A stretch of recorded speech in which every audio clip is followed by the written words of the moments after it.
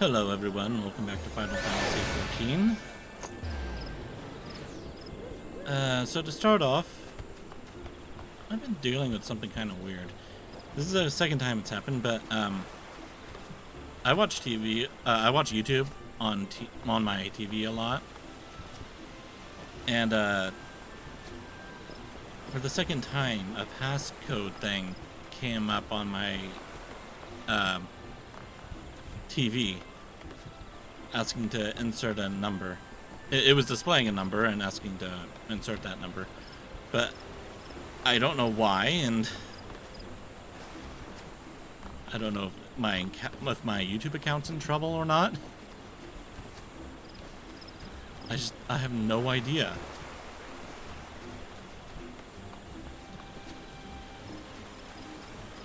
I don't know why. I mean, I only have like, what, 56 subs? And I don't get that many views, so I don't know why anyone would want to bother hacking my YouTube.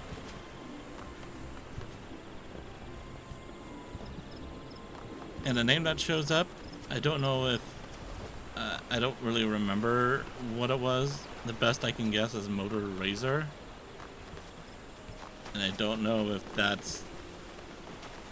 what that is exactly.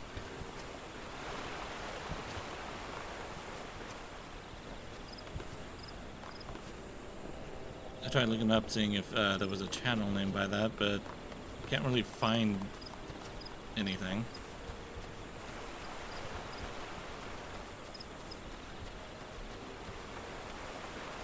At least anything that would make sense.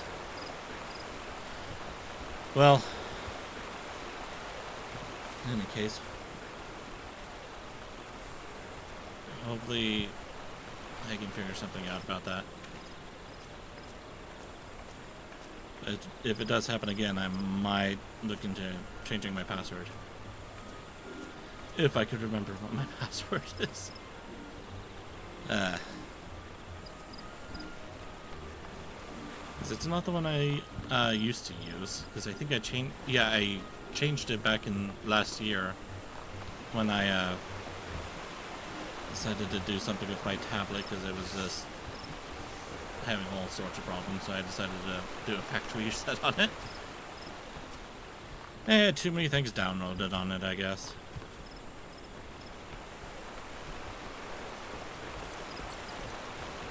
Yeah, I think that's when I changed my password. I just don't remember exactly what I changed it to. I have an idea, but I'm not sure.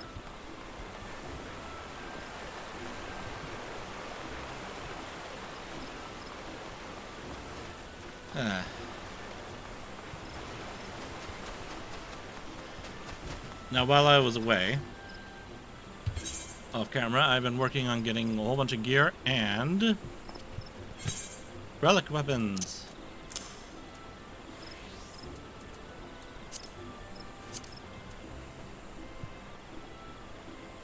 So I have all the melee ones, and I have the bard one, and I have the warrior one. I do not have the paladin or the magic ones. I'll do something with that in the future. But yeah, I got some glowy weapons. Look at me. Also discovered some weird stuff I'll show in a minute. But well, I'll explain in a minute.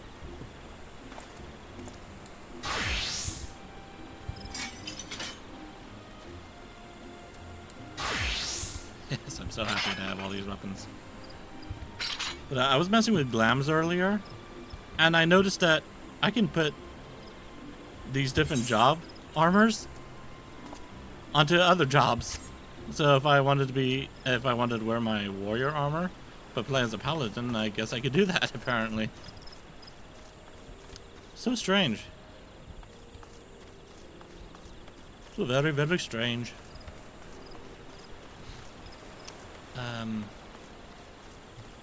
Before I go anywhere, there's supposed to be an event.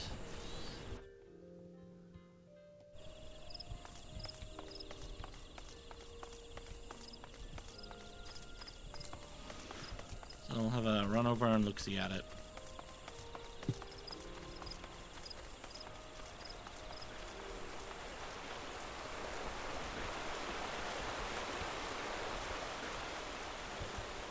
It should be over here. Yep, there it is.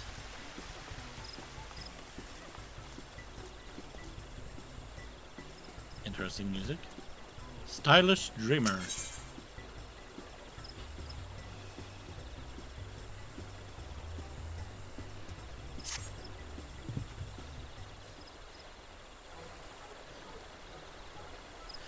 Come on, come all, for the happy season of hatching tide is upon us once more.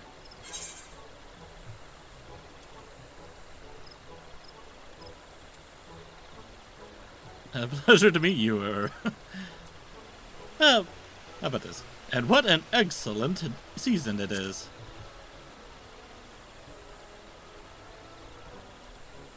I sense a kindred spirit in you, my friend. One that appreciates the exquisite bounties of springtime. My name is Aliopo?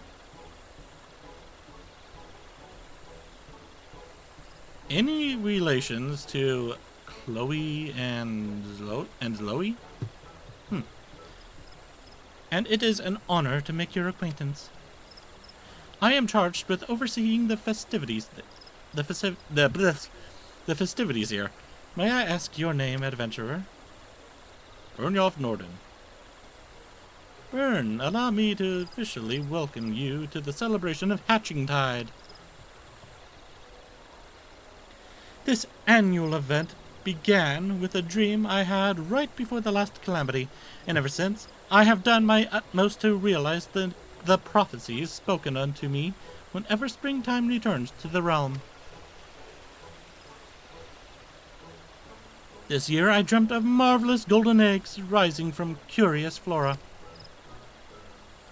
As we speak, our dreamers are hiding eggs in the Black Shroud for participants to lift from the shrubbery, thereby reenacting my dream. Successful seekers will be awarded with very stylish glasses.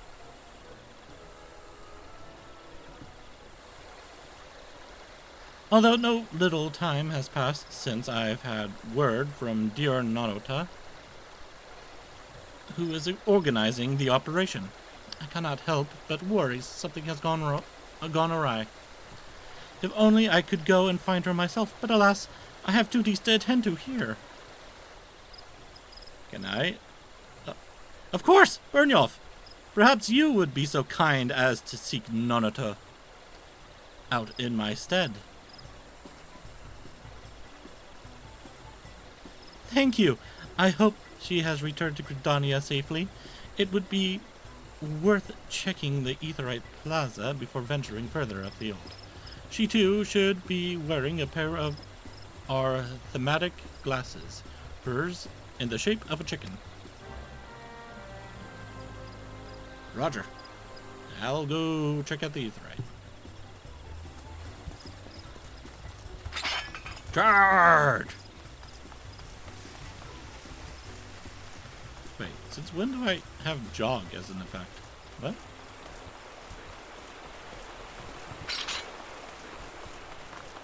Since when have I been able to jog?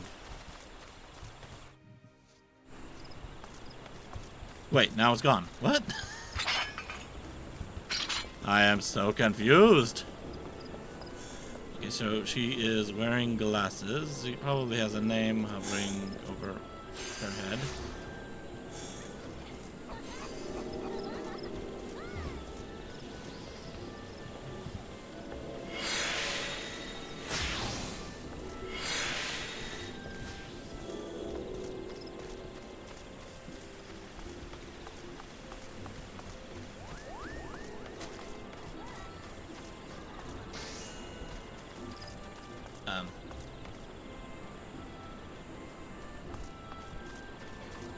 Maybe.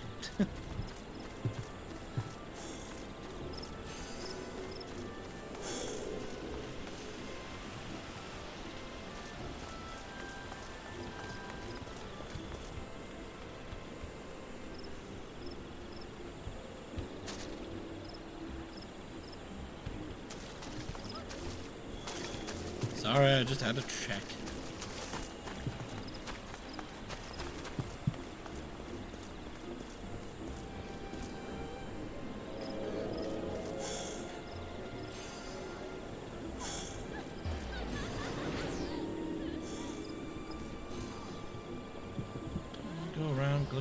random people. Oh my god, they're right there. How did I miss them? Sir, are you harassing this Lolafel? How delightful. My glasses? They're a prize for participating in this year's Hatching Tide festivities, but... Marvelous! I chased a leafy beast and discovered a most fortuitous chicken. But for now, I must away. I look forward to these Hatching Tide festivities, these springtime delights. Hello, adventurer, and a happy Hatching Tide to you. How can I be of service?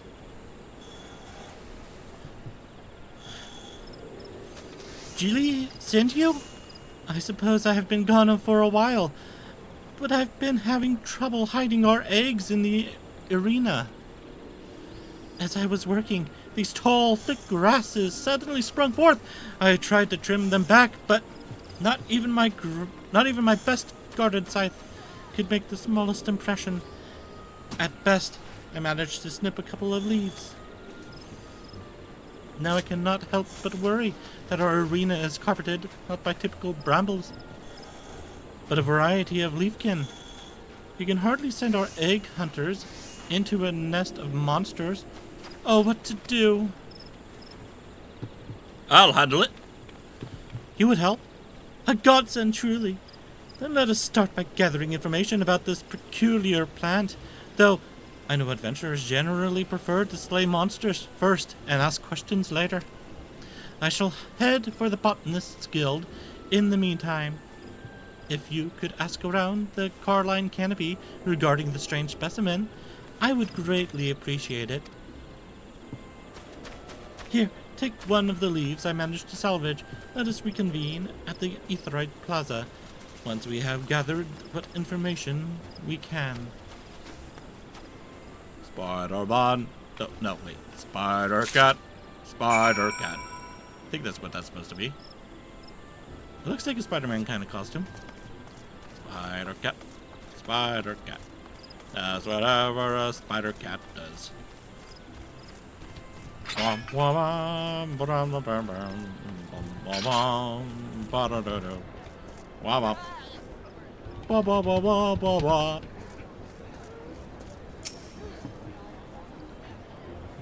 Greetings, adventurer. Have you come seeking a contract? No, I've come to ask you if you've seen this before. This leaf. I dare say it comes from some variety of flytrap. We often receive petitions regarding roselets, but I don't believe I've seen leafkin of this particular shade of green. Curious.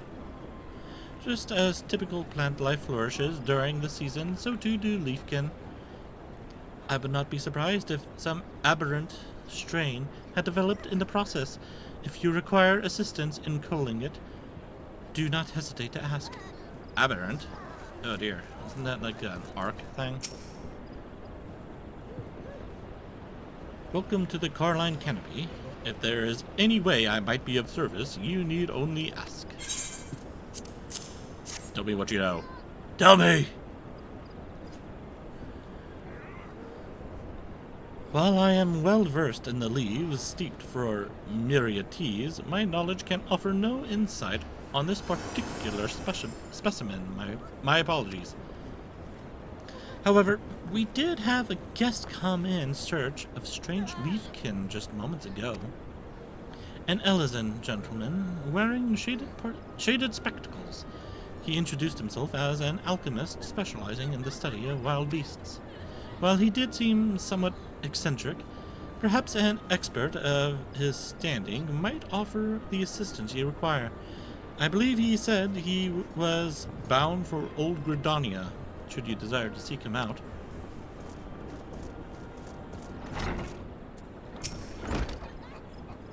Hey there, handsome. You looking to hire? I'm good with a lance. You're hired. Meet me in the inn room. Oh, I recognize this. A whole swarm of this leafkin was crowding a little corner of the Black Shroud just the other day. Never seen anything quite like it, so I tried giving it a poke. But would you believe it? The leaves and flowers just kept growing back, easy as you please. Eventually, I just gave up. If there's one thing I can't stand, it's feeling impotent.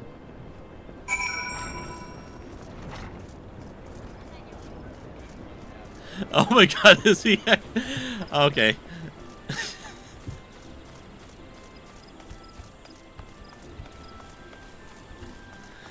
I think I know what he meant by that. Oh, that's so sad.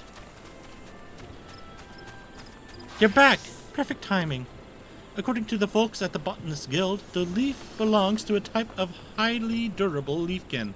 So durable, in fact, that the pieces you and I possess are, apparently, still very much alive. Or, what did you discover? Oh my god, look at your weapons. Those are pretty cool. Going to war with dinnerware. So others have seen similarly unsuccessful. So others have been similarly unsuccessful in cutting them back, in which case, developing an alternative strategy does seem in order. Hi. I see you. That's a friend. The alchemist you mentioned seems like a good lead, don't you think? An Elizan with shaded spectacles. Perhaps that was the fellow with whom I was speaking earlier. He did say something about chasing a leafy beast after all. Let's head over and see if we can't find him.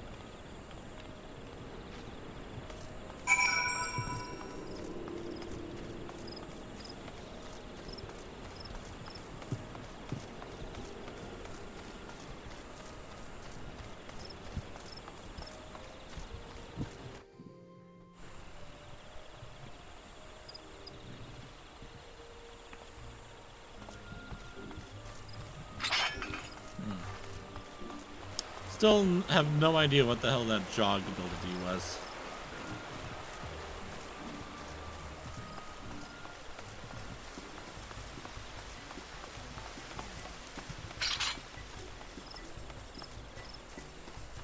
Huh.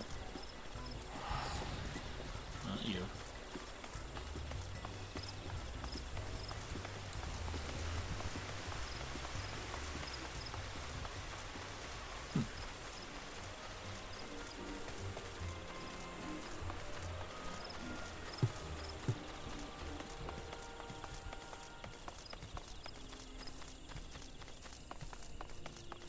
Oh yeah, so one thing, that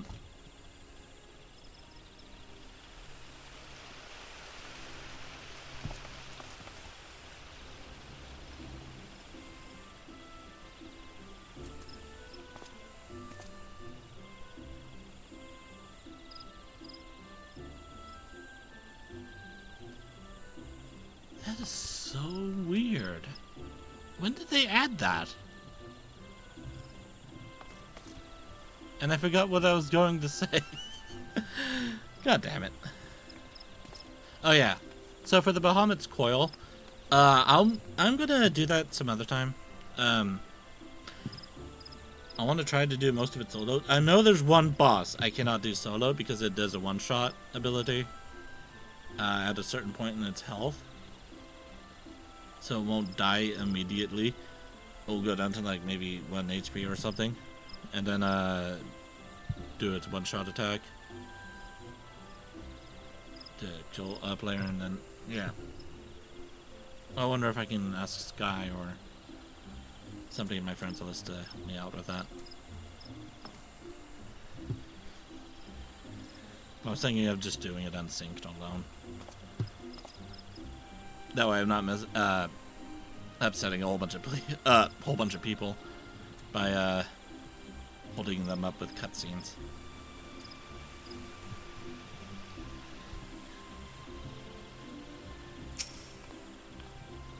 Here he is, the gentleman who asked about my glasses. Oh, ho, ho! The fortuitous chicken has found me again, along with the gentleman of adventure. Yes, that sounds like me, ravenous for leafkin, large and small, the wayfaring alchemist, Herberin. At your service. Oh, Herberin. At your service. Get it? Herb. Alchemist. Looking for a leafkin. Have you seen this before?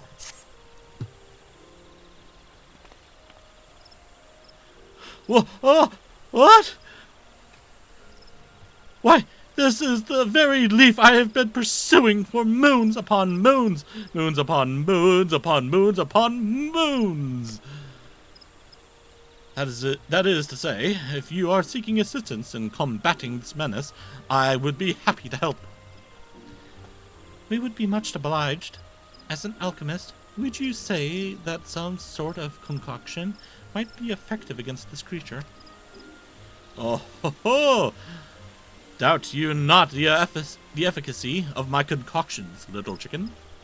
With this aberrant leaf in his possession, Herberin the Great can finally realize his purpose for traveling the Trollswood, can finally seize his quarry by the stalk and wrestle it into submission. You okay? But my enthusiasm overcomes me. You see, as I was poring over the leafkin of this very persuasion, my eyeballs were subjected to quite a piece of mischief. Since then, they burn like all seven hells if exposed to sunlight, wind, or most anything. So long as I wear these tinted lenses, I can remain upright and free of blinding pain and nausea for several bells at a time. Quite long enough to brew a tincture that shall spare you both a similar fate. Now, if you'll excuse me, I have ingredients to procure from the shaded bower. Wait! At least allow me to foot the bill!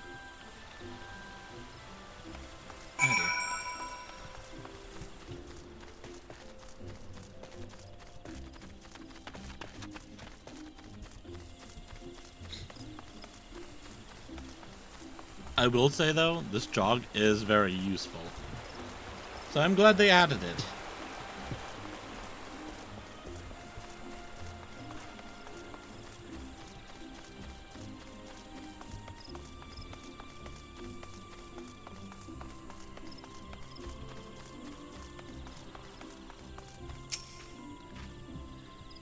By the time I caught up with him, he had already finished his shopping. Just the bare sight of that leaf has imbued me with untold mercantile stamina. Like lightning flashed my gill, and like a mountain grew my spoils.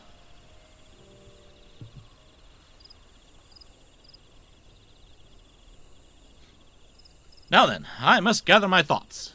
The leafkin in question is a troublesome strain of flytrap, possessed of vitality so great that it sprouts forth with abundance from the very spot it has been shorn. Therefore, by thwarting its regenerative properties, we may cut this terror down to size, not only in the metaphorical sense, but the literal. You two have living pieces of this. You two have living pieces of its tender floral flesh. Combined with my chosen ingredient, they should yield a distillation that will forestall the creature's recovery. The effects will be temporary, but a skilled hand needs only a few moments, no?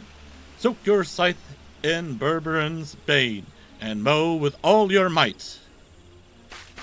What wonderful news! Can you imagine if the creatures were only susceptible to fire? An egg hunt through a field of ashes, hardly what Jilly dreamed of. Fire? Heavens forfend, my dear chicken! The act of snipping in itself is transcendent communication, or so they say.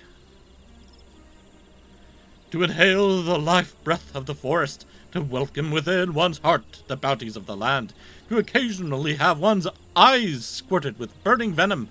These are the experiences we live for. Not to mention all the free samples of plant life to be gained along the way.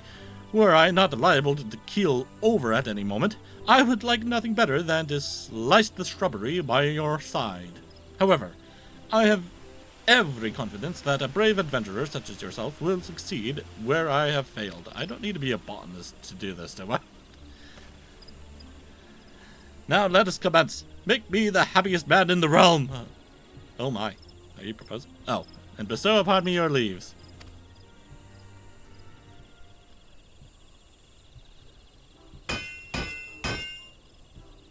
Just as oil dissolves oil, the extracts from this leaf shall counteract their own regenerative properties,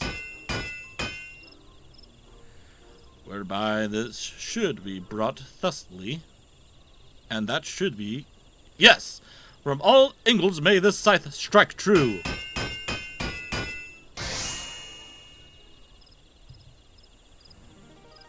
Wait, it's a Reaper's scythe? It's cute. Oh, he died. He's dead.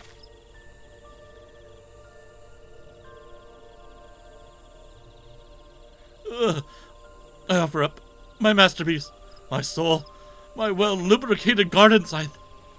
In your hands, may it hack away our hardships. Exterminate! Prepare to meet the Reaper. You can leave the rest of me. No, I want this one. Exterminate!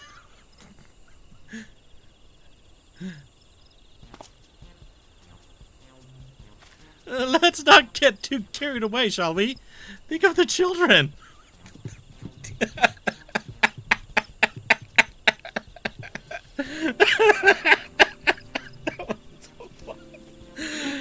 Now that our garden scythe is equipped to cut back the fly traps, we are one step closer to reclaiming our arena.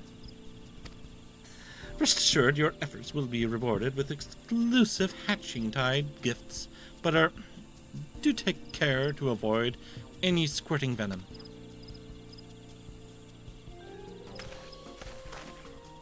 He lives!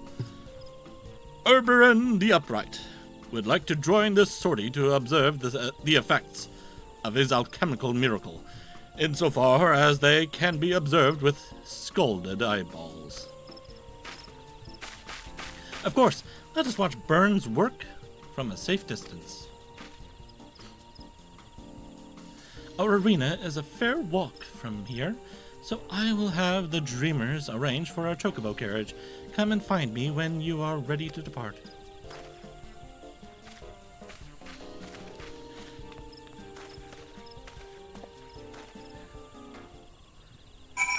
Exterminate!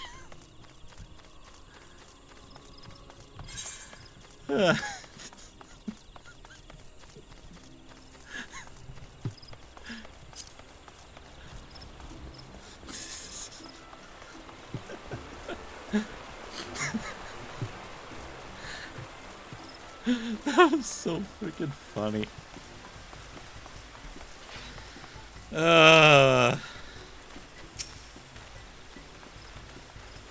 Oh, I cannot wait to see those beautiful fronds fall like rain beneath your blade. Ready to clear our arena of troublesome sprigs and stalks? Just say the word, and an egg usher shall whisk us away.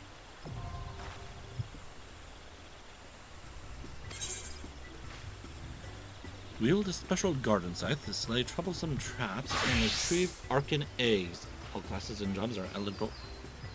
Okay. Speak with the egg usher.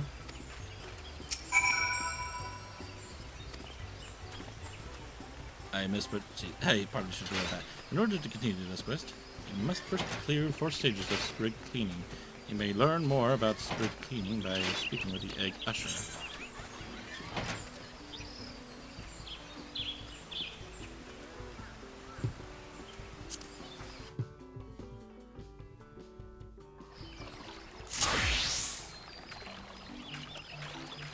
So what is this?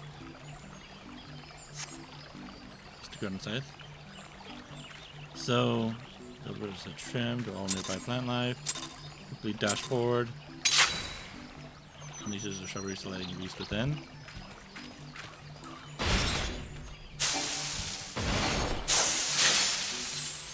Oh my.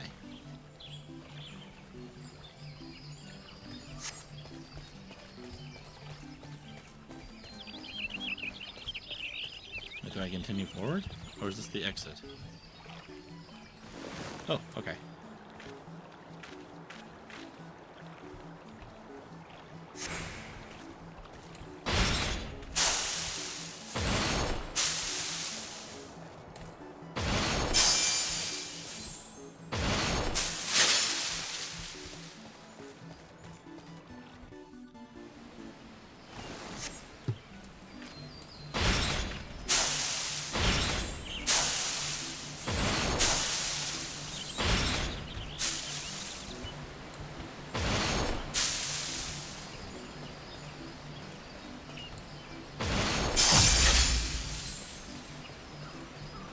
Everybody has been defeated. Onwards!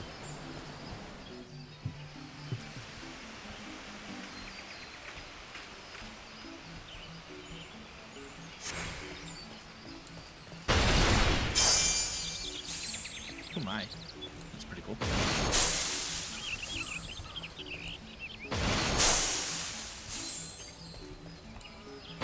Finding so many eggs.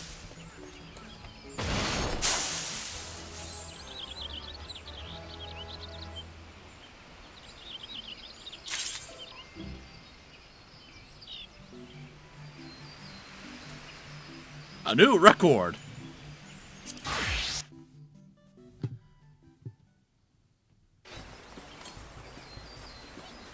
So now what? No, I don't want to speak to Medion here. I want to speak to you. Magnificent work! Thanks to you, our hatching tide participants may search for eggs in safety and comfort. Indeed, my alchemical solution exceeds even my own expectations. You have delivered me a vision, a dream, not to mention sprigs of a most troublesome trap. How I shall probe, how I shall stare, all without risk to what remains of my vision. Hoo-hoo! Well, I'm glad he seems pleased with the results. Go ahead and tell Jilly that our egg hunt may proceed as scheduled.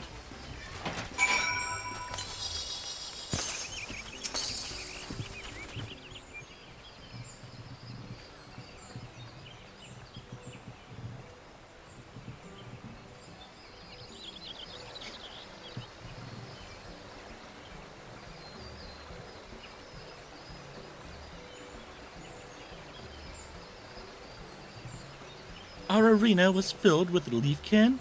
No wonder preparations were taking longer than expected. I am glad to hear the issue has been resolved, and that everyone emerged unscathed. Not only did Byrnjolf clean up those sprigs and sprouts, he also managed to retrieve what eggs were lost in the foliage. We should be able to hide the eggs anew and begin the festivities. I would like to thank the alchemist who was so crucial to the operation. Do you think Master Byrnjolf is still in Gridania? Eureka!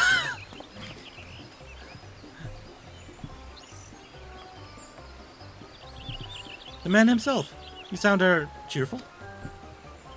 Fair chicken, cheerful does not describe the half of my mind. For Byrnjolf the Peerless has made a discovery for the ages.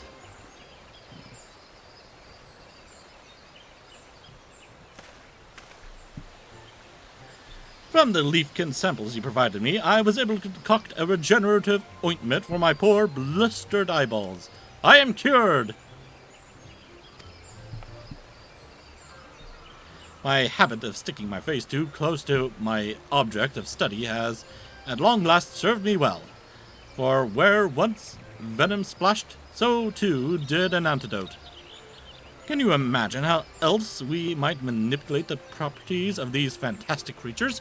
We could develop cures upon cures, devise agents upon agents. We are witness to a golden age of alchemy, rising resplendent from fields of fell leafkin. Goodness, this must be what the eggs in my dream represented. The bright hopes for the future that this discovery portends.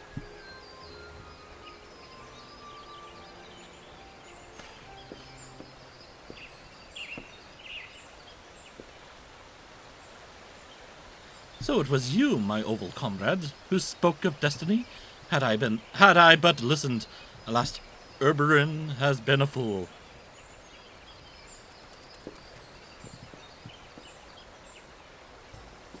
But no longer. I shall hereby heed the wisdom of Egg, and continue my work with full faculties, all thanks to you. You seem to possess a great appreciation for the spirit of Hatching Tide, and also a pair of our promotional glasses. Oh, these I wear not for protection against the elements, but as a reminder of the catalyst that changed my fate forevermore.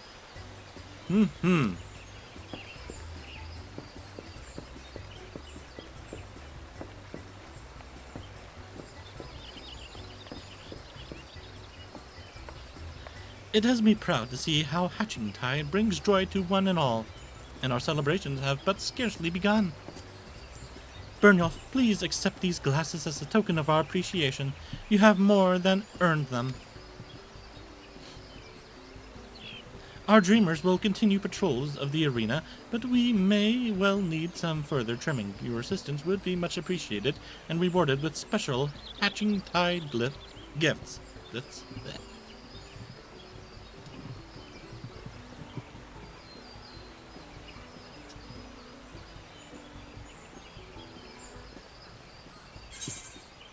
Yay! So what is this?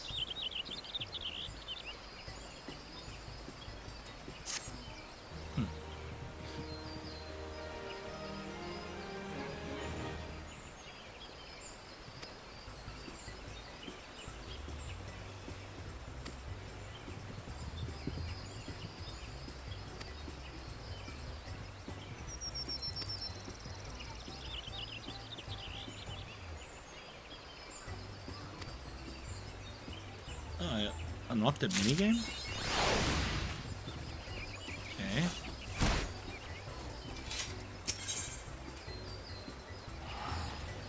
So these are the special brilliant eggs.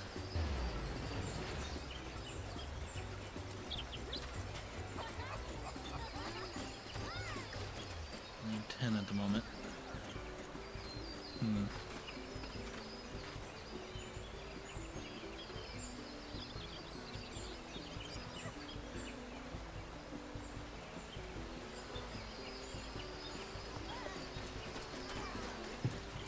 I think what I want to do is focus on getting the eyewear.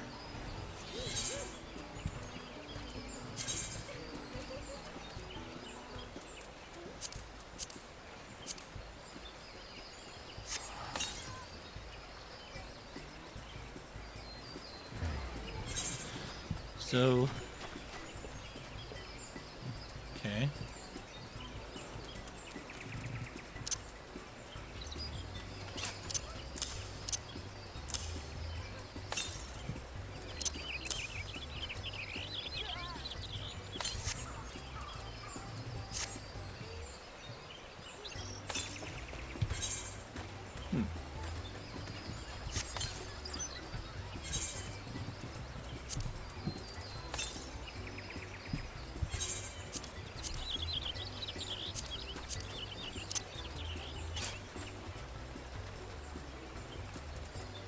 So that cannot go into my face wear.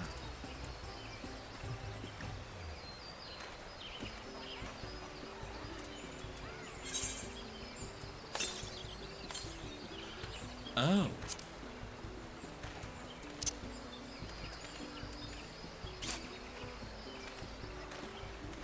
What?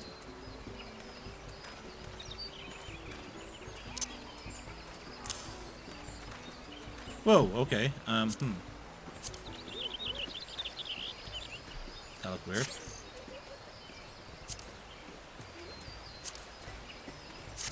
Okay. Yeah, I'll do that on my own time. Wait a minute. God, Bert, what are you doing here, man? And in your underwear. By the 12. There are children present, sir.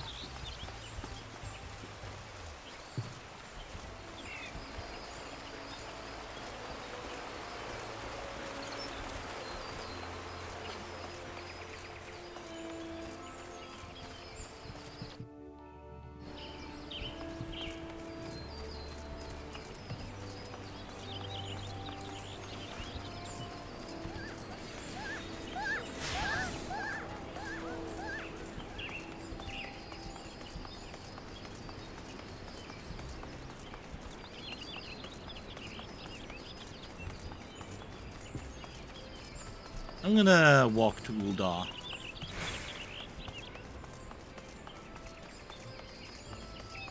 Well, technically I'm gonna fly there, but I don't want to spend the Gel.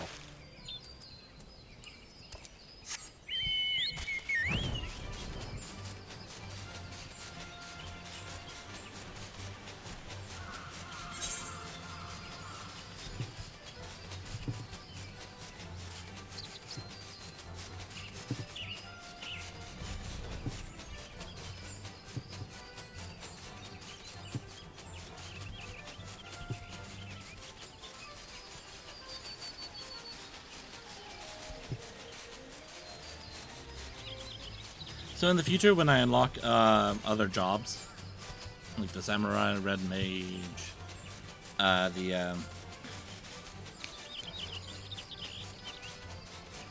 the other one? Isn't there another one for Stormblood? Forget. Well, there's also the no, never mind. Yeah, when it comes to the Samurai and the Red Mage, I'll hold off on doing anything with them just yet. I know I can unlock them now since I'm level 50 and up. But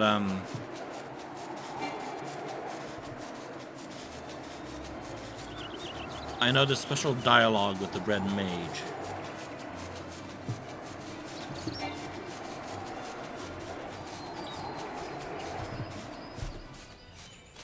And it involves Alize, Alphado's sister.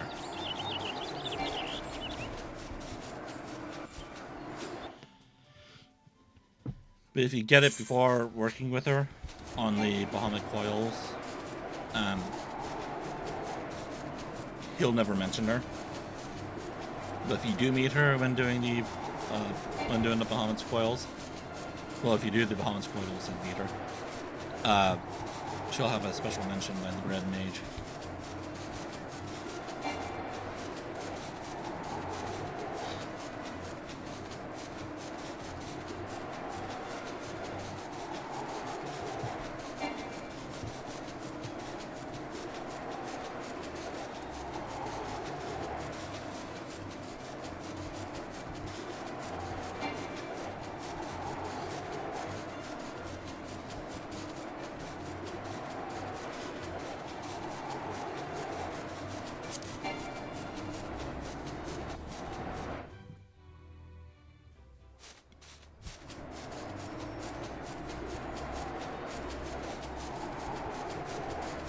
Wait a minute, I went the wrong way.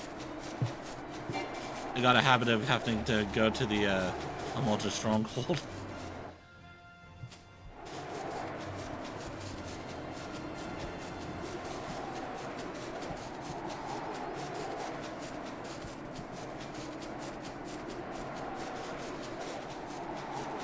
What I really want to do is go to the city.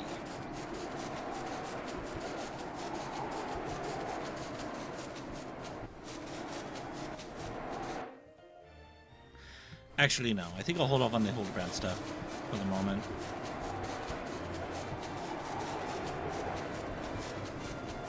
I am very interested in it, but I'm going to hold off on it for now.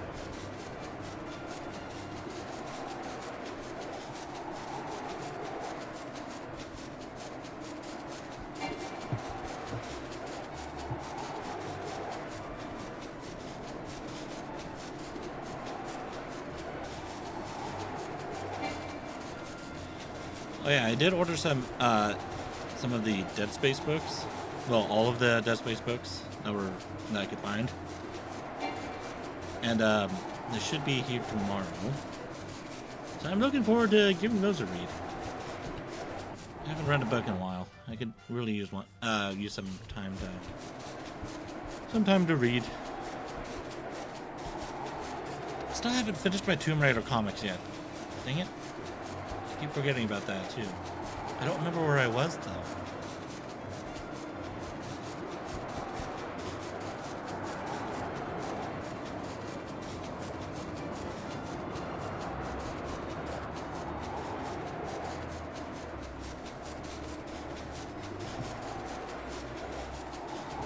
That's a treasure hunter thing. I don't know what exactly that's all about. Like I hear it sends things into like random places and all that, but I don't know. I don't know enough about it to mess with it. Oh, Tataru.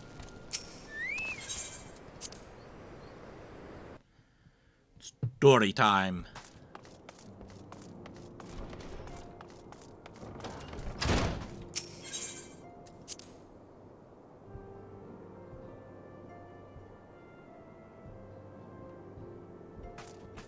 I'm also going to try and not be so adverse to helmets. I mean, I do like this helmet. I just never really liked wearing helmets during cutscenes. That's why some of the time in Star Wars The Old Republic, I'm not always wearing one. Unless, of course, it's a kind of character that should be wearing one. And it's a helmet I like.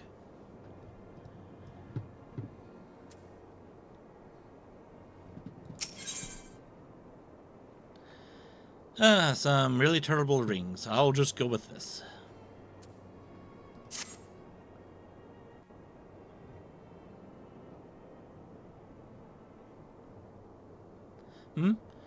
Byrnjolf, it pleases me to see you well.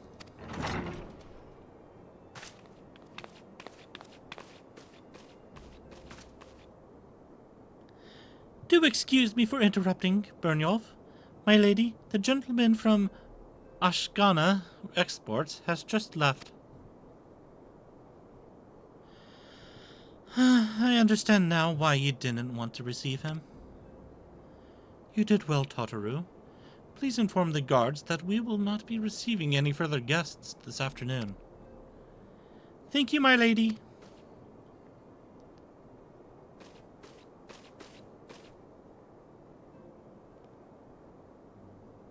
I do love how Tataru's character develops throughout the game. She becomes quite a terrifying little lady. But also just so adorable. Ever since we defeated Gaius von Belsar and destroyed his ultimate weapon, the eyes of the world have followed our every move, scarce remembering to blink. Where once we worked in secret, with precious few friends and all too many enemies, we are now besieged by benefactors, each one more eager than the last to offer us his complete support. A true embarrassment of riches. Of course, every promise of patronage comes with a price. Some make their intentions known from the start, while others endeavor to engage us more subtly. Dress it how they will, the message is ever the same. We shall help you, but only if you help us. The gentleman Tataru spoke of was more brazen than most. In exchange for certain supplies, he would have us resolve a business dispute. Naturally, I refused him, as I have every other merchant of his ilk. Alas, the syndicate's overtures are not so easily rejected. When we formed the Scions of the Seventh Dawn, it was with a goal of serving Eorzea, not the interests of individual Eorzeans. Our neutrality is fundamental in our cause. In my heart, I know this to be true, and yet if accepting these offers of patronage could empower us to do greater good, might they not warrant greater consideration? Our Baldessian colleagues have been generous beyond measure, but we cannot expect them to. Forgive me, I did not mean to burden you so. Yet my urge to share this dilemma may not be wholly misguided. Might I impose upon you to consult the others? They are like to have their own opinions on this matter.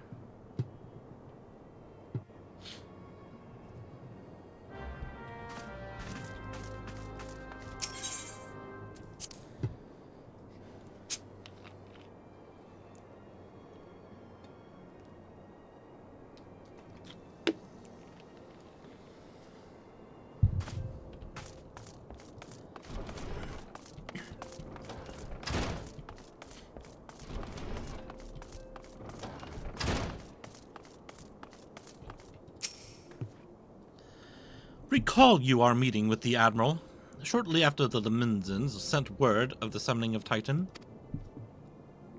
Then mayhap you also recall my words to our host. I said unto Merlib that her people had broken their treaty with the kobolds, and that the beastmen had justly responded. That we had been called to intervene in a conflict which she herself had invited. I spoke, in short, the truth. And wherefore did I speak it? Because owing no allegiance to Limsa, I felt no compulsion to allow the Lemenzens to distort the facts to fit a narrative which justified their actions and absolved them of guilt. Upon this subject, Minfilia can expect a similar reply. Our many dalliances with the city-states have already weakened our claim to neutrality, but the path she contemplates would see us relinquish it entirely. Fortune begets power, and power fortune. That we, and especially you, have power is beyond doubt. The question is what to do with it. You may be interested to know that there is a growing belief amongst the refugees that Alamigo could be liberated if only the Scions would commit their strength to the cause. Yet theirs is but one of many causes. We stand at a crossroads, Byrnjolf. Each path is paved with good intentions, but where they lead is far from clear. I've been receiving a lot of gifts lately, but Papalimo keeps making me send them back. It wouldn't be so bad, but some of them are really nice. I mean, very nearly abandon your principles nice, you know. None can deny that we would benefit from more support, but if it comes at the cost of our principles, neutrality was ever a delicate matter. I've lost count of the times I've had to explain to people that our allegiances need not necessarily lie in the same place as our headquarters. Mind you, if we are to sell our services for Gil, we might as well declare our fealty to Ul'dah now, and have done with it. I'm quite sure Ida would enjoy the bribes. There's a lot of the powerful to attract the covetous, as well as the needy. Thus doth prudence dictate that those with power proffer aid with one hand, whilst the other resteth ever on their hilt. Alas, we have not the luxury of time to decipher our petitioners' machinations. Nay, not while the beast tribes do labor unseen, defiant in defeat, to raise up their fallen primals once more. Doubt not that they shall return stronger and bolder both, nor that we shall be the ones to meet them. The sacred charge shall ever be ours. 'Tis but a pity we are so few and our fortune so finite. Besides Bahamut, what? Oh. What is this?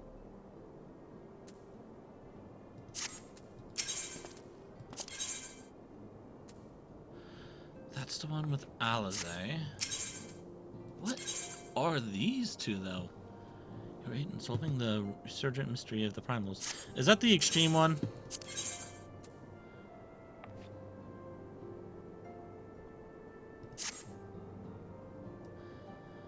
Okay, that was level 46. What is this one? 50. 50.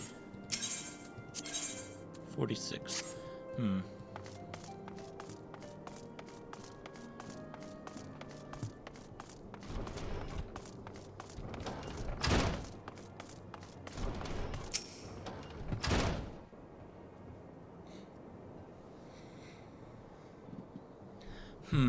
This situation is not wholly unexpected.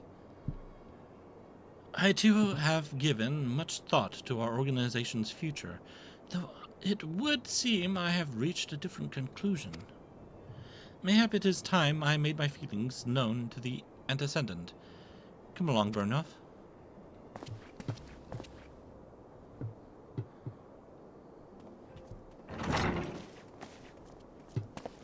Alphino, Byrnjolf, is aught amiss?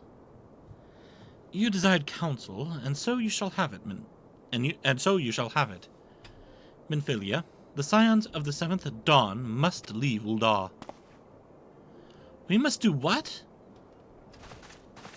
So long as we remain within Ul'dah territory, we will never be free to act with impunity. Moving our headquarters to Vesper Bay only delayed the inevitable. We have demonstrated our capabilities, and the Syndicate has taken note. They will not suffer our organization to remain independent now. We are far too dangerous for that. Surely you realize they are the reason Vesper Bay still lacks an aetherite? They know full well how beneficial one would be to our cause, which is why it and other favors will be denied us unless we cooperate. If Ul'dah is no longer suitable, where would you have us go? Experience has taught us that the appearance of neutrality is as important as the reality. Accordingly, we must keep each of the great nations at arm's length and plant our banner in a place which all agree to be beyond their borders. Mordona. Revenant's Toll, to be precise. It lies within neutral territory and offers all the essential facilities we require. By way of an additional benefit, it is also frequented by a veritable legion of adventurers who may serve to supplement our ranks. I am of course conscious of the fact that we have developed a certain bond with Ul'dah and her people over the years. But I truly believe this to be the best course of action. As you yourself observed, we have invaluable ties to the local community, forged through years of concerted effort. Ul'dah is our home, Alphino. To cast aside everything we have built and start anew in that desolate wasteland would be beyond reckless. The decision is yours to make, Antecedent. I ask only that you recall the shared purpose which first moved us to found the Scions of the 7th Dawn, and which moved you to found the Path of the 12 ere that. We aspire to an ideal, you and I, just as my grandfather did. That makes us more than mere comrades in arms. We are as much your family as... That will be enough, Alphino.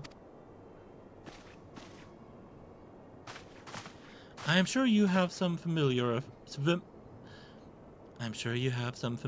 affairs of your own to attend to.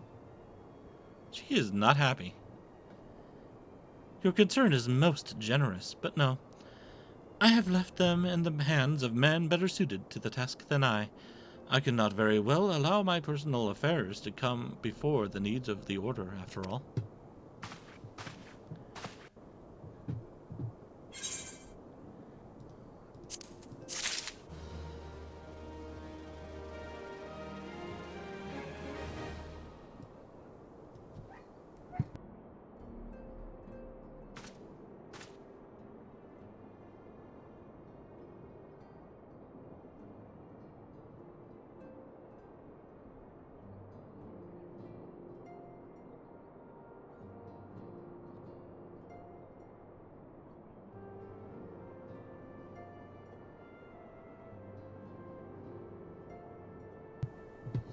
In case you hear a lot of barking, that's my dog playing along with the neighbor's dogs.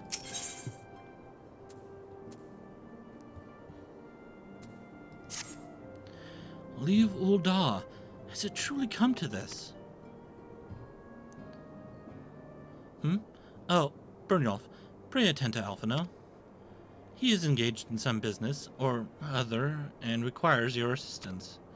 Pray be on your way. Alphino waits upon you, and I have much to think about. Oh, and tell him he shall have my answer in due time.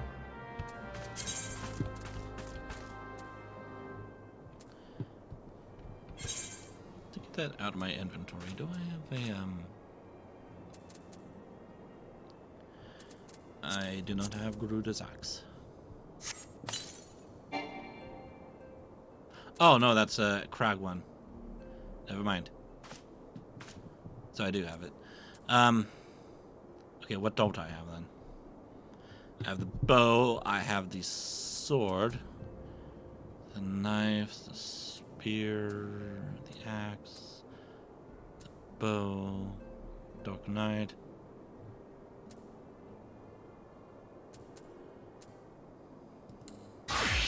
I don't have the paladin one, it looks like.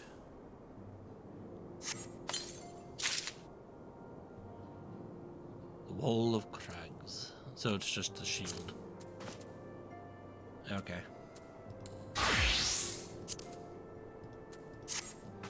Alright.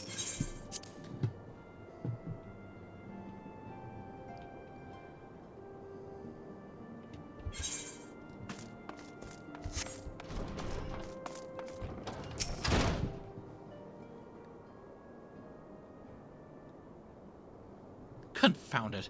She knows what must be done, and still she hesitates. All because of these fanciful rumors. I should explain. Minfilia's mother, well, adoptive mother, was among the great many who perished during the calamity. Flamin was her name, though you may know her better as the songstress of Ul'dah. She was a performer of singular talent, and much beloved by the people of Eorzea, not to mention a certain Charlayan minstrel. As you may imagine, the news of her passing was greeted with shock and disbelief by her adoring followers, many of whom refused to acknowledge what had happened. That her body was never found only served to encourage speculation.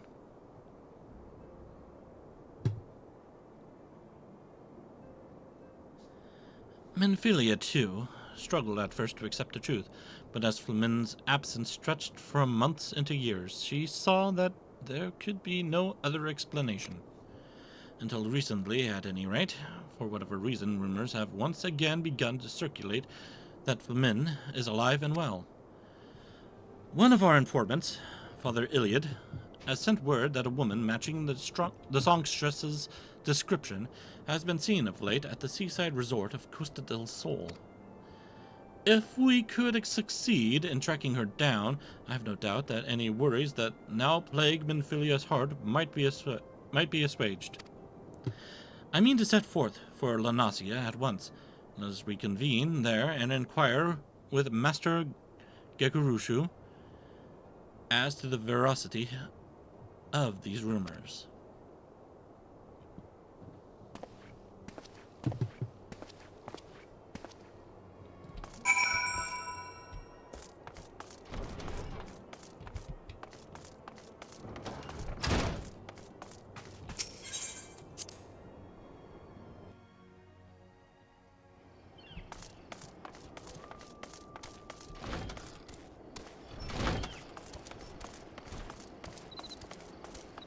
Oh yeah, I had that before.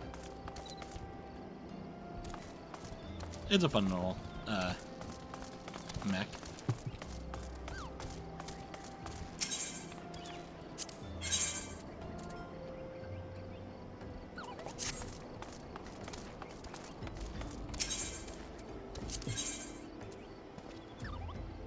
Who was it that sold the Emperor stuff? Was it you? I think I need to be a crafter for that sort of thing, but...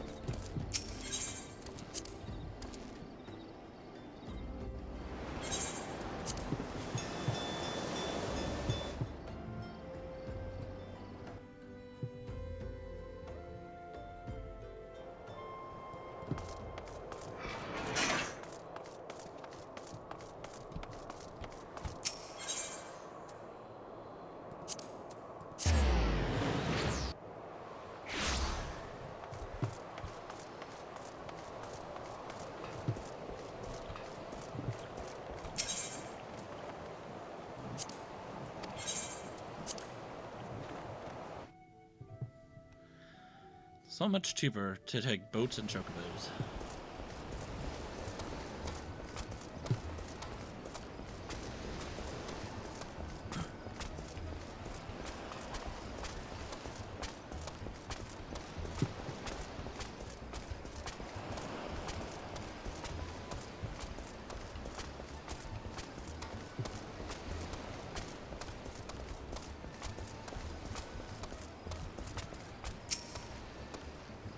Ah, you've arrived.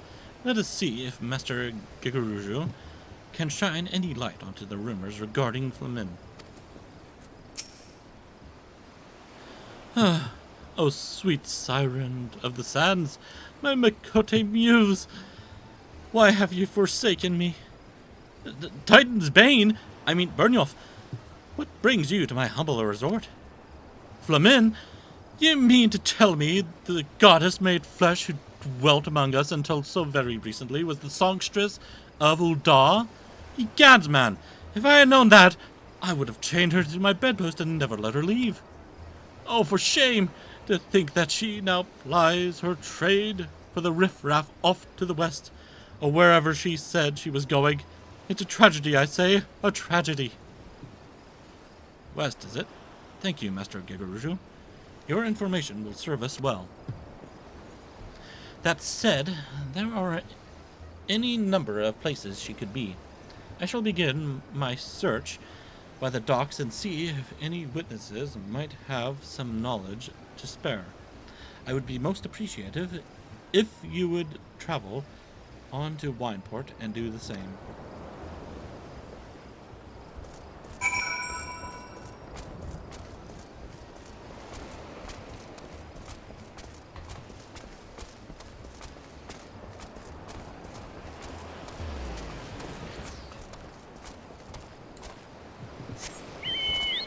And for this, I don't even need to take the boat. I can just fly my bird there.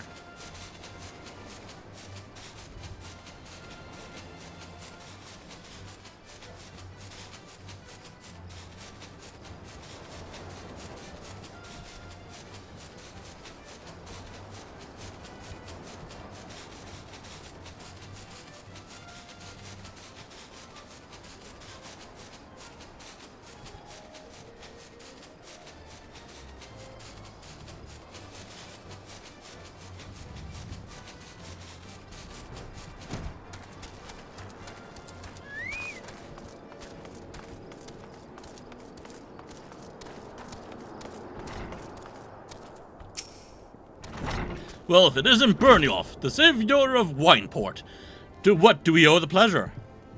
Ah, yes, we did receive a customer matching that description. She was a delight to behold, to give the woman her due, but her perfume was so ghastly, I had no choice but to eject her from the premises, interfering with tastings, you understand. If she is your quarry, why not consult your blind associate? His olfactory perception is without peer. Given that I could smell the woman from a mile away, I dare say he could smell her from 10.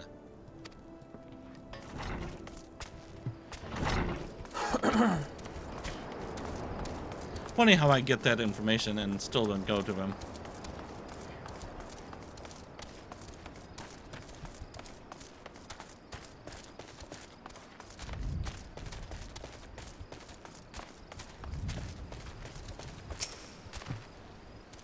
Eh? You want to know if I've seen a Makote lass by the name of Flamin? I wish. I haven't seen a lass of any description for far too bloody long.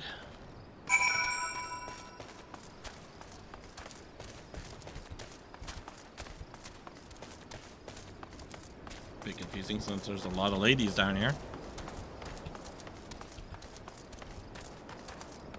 I mean, there's a loon over here.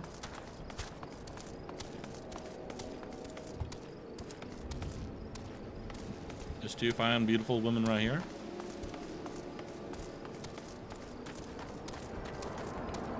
So this lady, I'm pretty sure, is taken.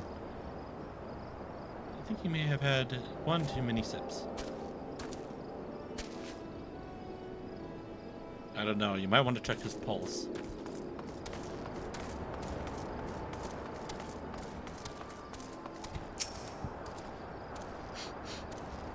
Sniff, sniff, sniff, sniff. By a parfum, I see you have had many grand adventures since last we spoke, Byrnjolf. You must share them with me sometime. The girl from a little while ago? One does not forget a perfume like that. So robust and intoxicating, yet simultaneously familiar. Reminiscent of a bloom native to these parts, in fact. I said as much when we spoke. She complimented my powers of observation and asked me where she might find some of the flowers. So I told her to follow the road south into Raincatcher Gully, and then head east after crossing the second bridge. The flowers, which grow in the shade of the cliff, have the strongest scent, you see.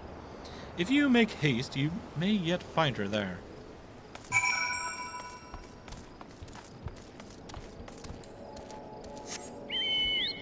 I should make sure I do some leave meets sometime.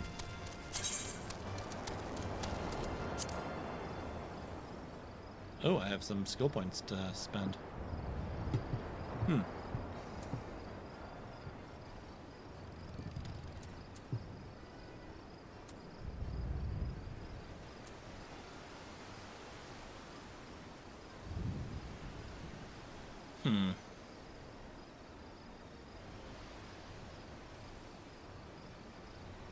No, if only I had 10.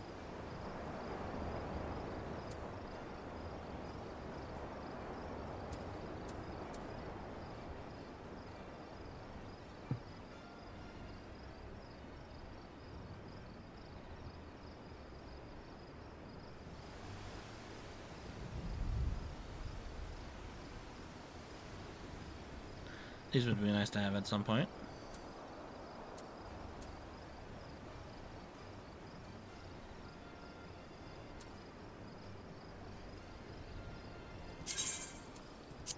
I'll do these two.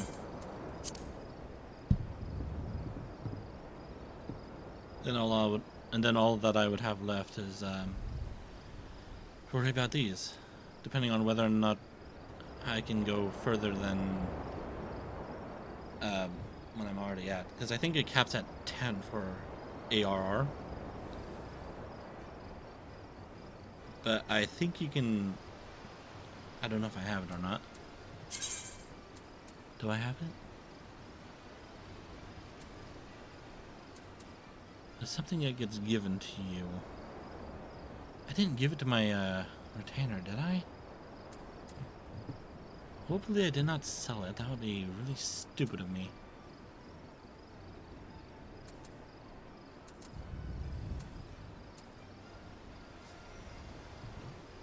But there's something you get that you feed your chocobo, and it's supposed to allow you to unlock more stuff. I mean, continue leveling it.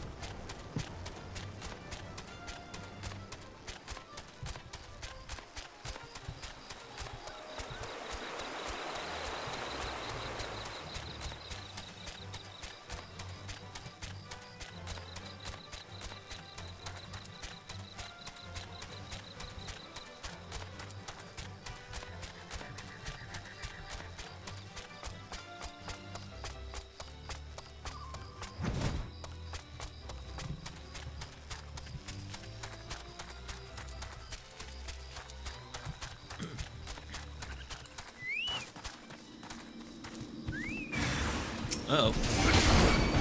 Very unhappy Gobu.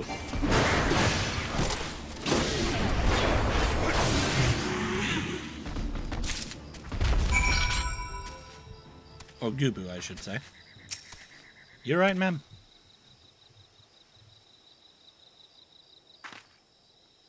I am in your debt, stranger. I did not realize my activities had aroused the Gubu's ire until it was too late. Their oils can be used to make a perfume, you see, and I... Are you Flamin? Flamin? I don't... Who are you? Whom do you serve?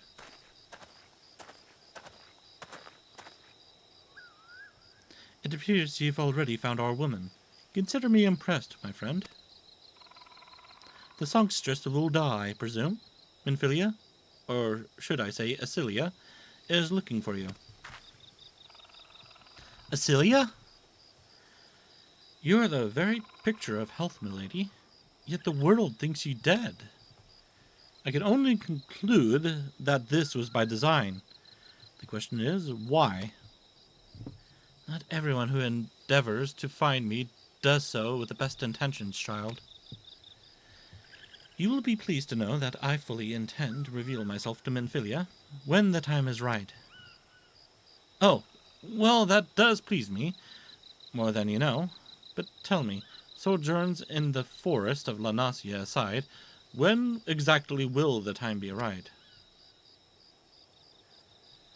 When I deem it so. Do you imagine I traveled all this way on a whim? As I was telling your associate prior to your intrusion, I came here to harvest these flowers for use in a perfume. Does that satisfy your curiosity, or would you interrogate me further? My apologies for the interruption. Anyway, now that we all have that which we came for, might we continue this conversation in a safer locale? Wineport, say?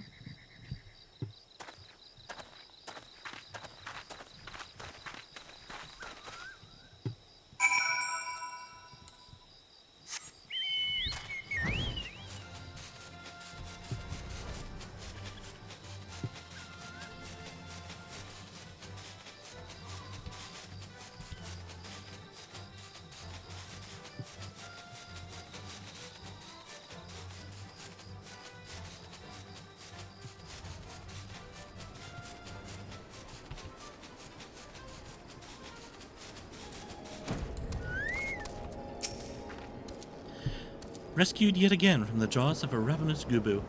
How quickly we forget the lessons of the past. Though I was not solely to blame for that foolishness. I think I know what she's talking about, but I'm not sure because I'm not really familiar with much of the story for the past of this game.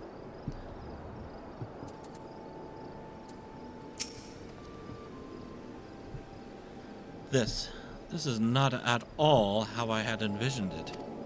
I can scarce begin to imagine that emotions will go through. I can scarce begin to imagine what emotions will go through Minfilia's heart when she reunites with her mother after all these years.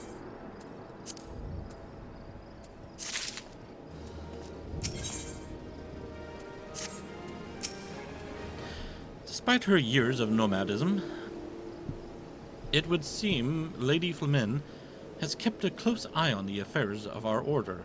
Surprisingly close, in fact. Suffice to say, she is nothing if not resourceful. One does not develop such skills without effort, or without reason. You say my daughter awaits us in Vesper Bay, yes? I have kept her waiting long enough. Let us be off on the next ferry. I can finish fashioning the perfume along the way. Understood. Come with me. It would be my pleasure to escort you to the Waking Sands.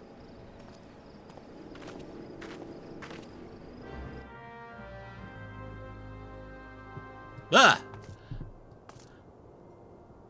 Okay. Was not expecting to be here already.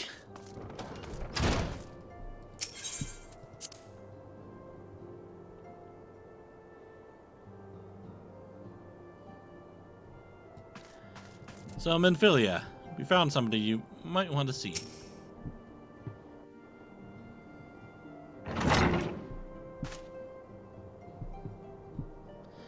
Antecedent, you have a guest.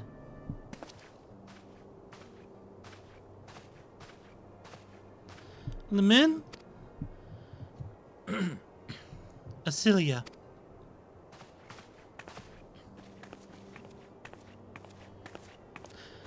So why is she called Acilia? Is that like another part of her name? Because we only know her as Minfilia.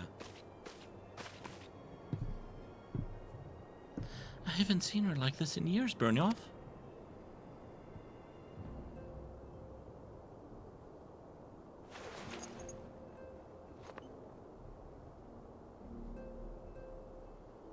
I, I never truly believed it when they told me you were dead, but what kept you away for so long?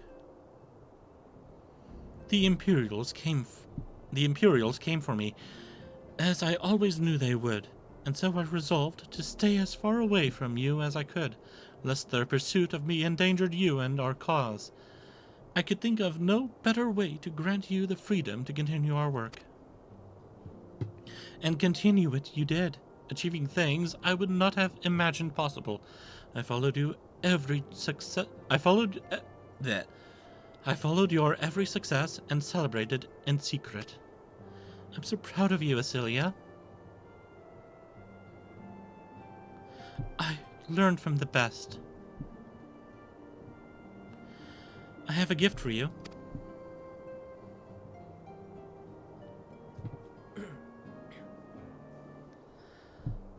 Salsettia perfume. You remembered. How could I ever forget? You wore it all the time.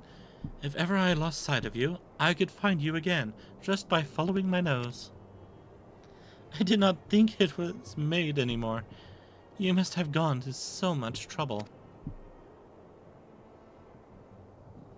It was no trouble to me, my darling. I fear I cannot say the same for Byrnjolf, however. I could not have made it without him. Thank you, Byrnjolf. Thank you both.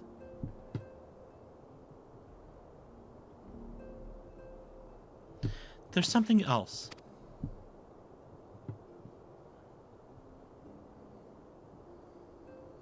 This is the cat's eye I found. All these years you kept it. My father was a member of the Alamegan resistance. When I was yet a child, he brought me here to Ul'dah. The accident which claimed his life happened shortly after our arrival. It was Lemin who took care of me then. She raised me as her own, taught me everything I needed to know to survive. Now, I think that accident involved a Gubu and a certain rogue.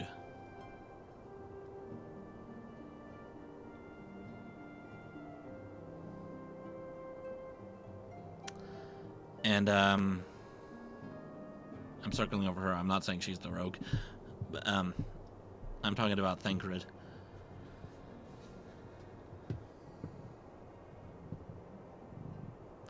I don't know the full story of what happened, so I'm not entirely sure.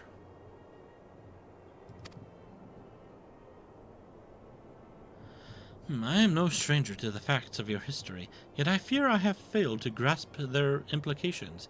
It is clear that there is much I do not know about you and your mother both. One of her first lessons to me concerned mining, and I was a very dedicated student. This cat's eye was the first stone I unearthed. It wasn't much, of course, but I was exceedingly proud to have found it nonetheless.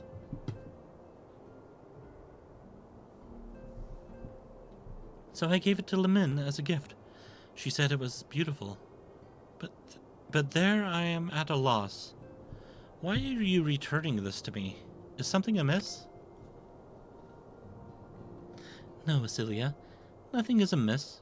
Quite the opposite. I need you to realize how far you've come and how much further you must still go.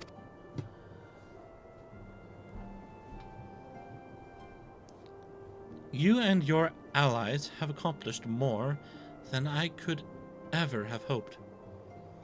You have succeeded where I failed, and made me so proud that words fail me. But even as I marvel at the woman you've become, and at all the many things you've done, I cannot help but think of that which you have yet to do, and of what it may entail. Asilia, daughter, you cannot stay here anymore. You and the Scions must leave Ul'dah. Lemin, you built it once, Asilia. You can build it again, and this time we'll do it together. truly?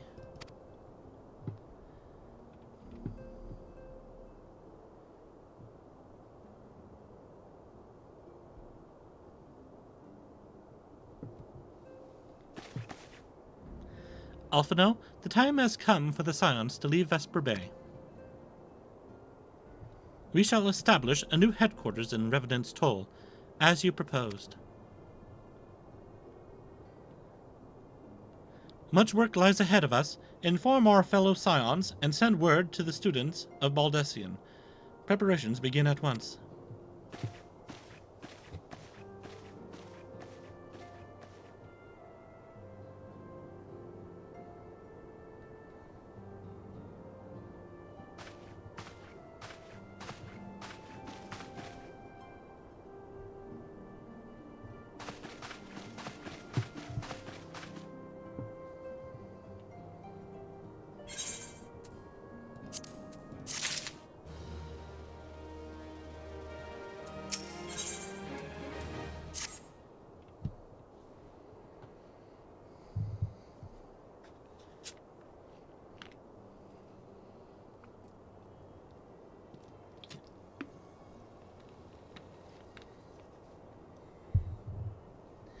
It is all well and good that we have found ourselves a new home in Revenant's Toll. But there is so much to be done, and in so little time. Our first step will be to secure the cooperation of the Adventurers Guild representatives there. Were it not for the Guild's considerable efforts, the original Camp Revenant's Toll would have never been established, much less its more heavily fortified successor. However, with construction still ongoing, and resources in short supply, it seems certain that the Guild will require something in return for their support, sympathetic to our cause though they may be. Whatever they ask, I shall not begrudge it. To be plain, we need them more than they need us. Without their assistance, such essential tasks as securing new facilities, cultivating relationships with the local merchants, and recruiting adventurers would prove difficult, if not impossible. You need not concern yourself with such matters, Antecedent.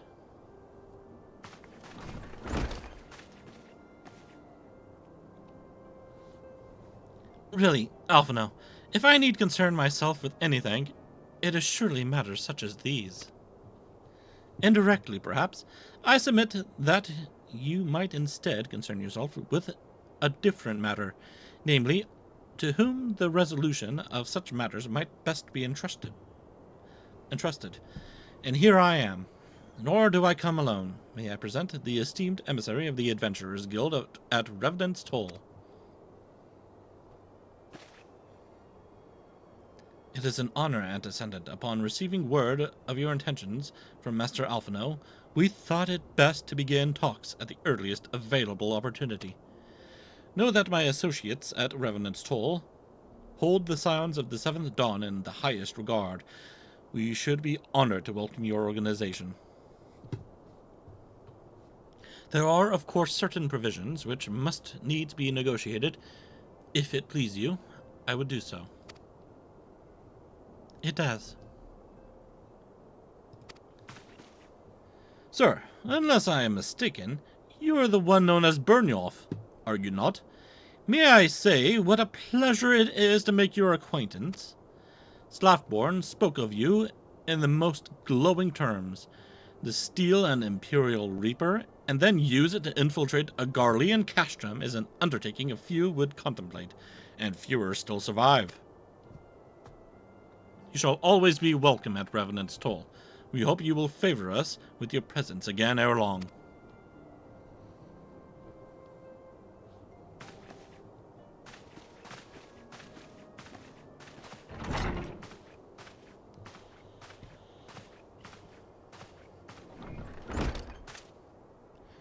Well, well, it would seem your reputation precedes you, Byrnjolf. Mayhap I should dispatch you to Revenant's Toll with all haste, as first intended. But before that, I dare say you have earned yourself a rest. After all, you have traveled so far, and there is already so much you have done for us. and for me. We will speak again anon. Till then, take care.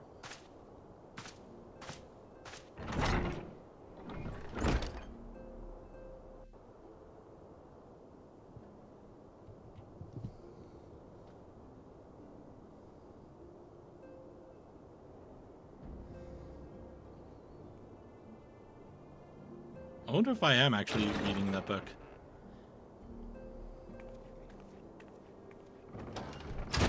Ah, Byrnjolf, were you able to get some rest?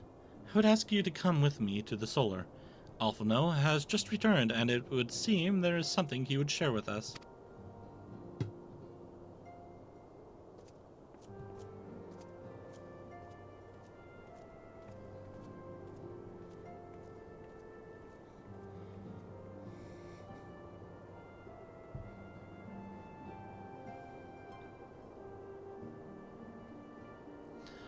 You're here. Good.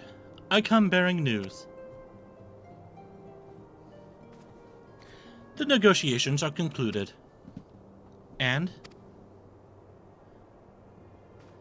Our friends at the Adventurers Guild have agreed to furnish us with new facilities and material support in exchange for our assistance in the ongoing defense and development of Revenant's Toll. The Scions of the Seventh Dawn shall have a new home in Mordona, the Rising Stones.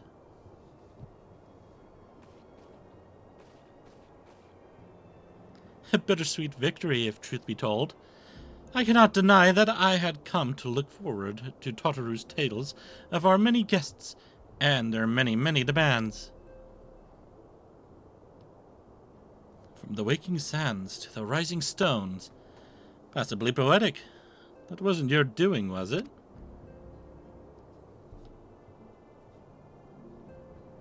I too have news to share. In expectation of this momentous day, I personally informed the Alliance leaders of our plans, and they have each pledged their full support, General Raban included.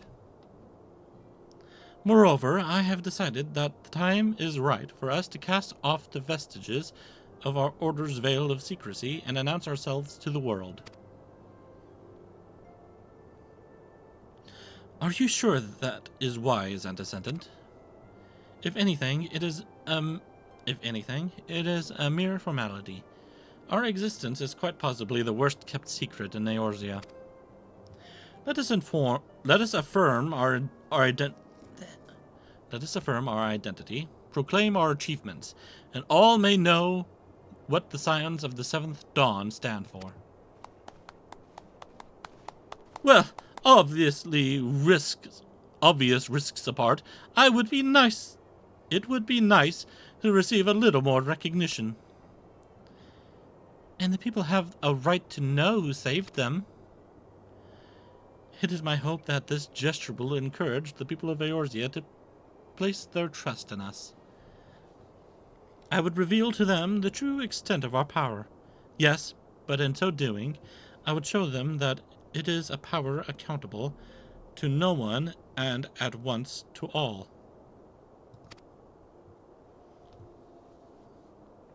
And what of us?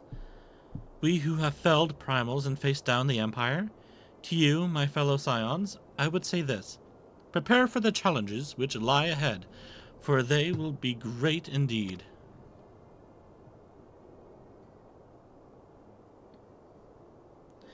Great, I say, yet no greater than us, and we will rise to them, as we have time and again, united as one.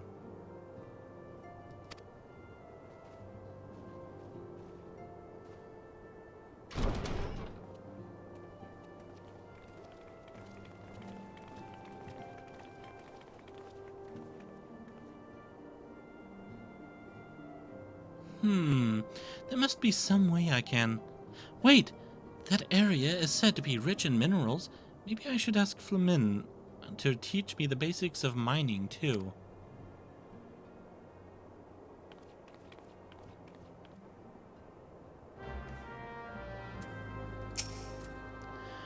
Do you ever wonder how he does it? Alphino, I mean.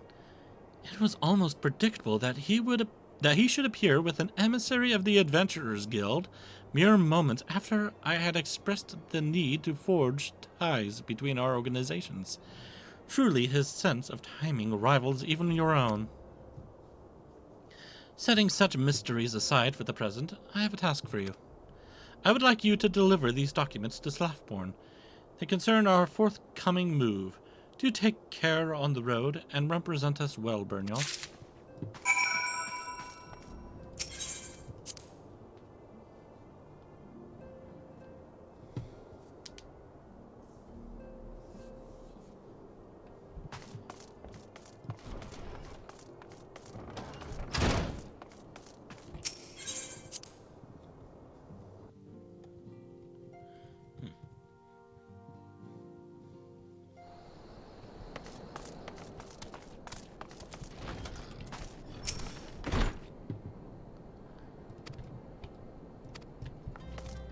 Something I forgot to do.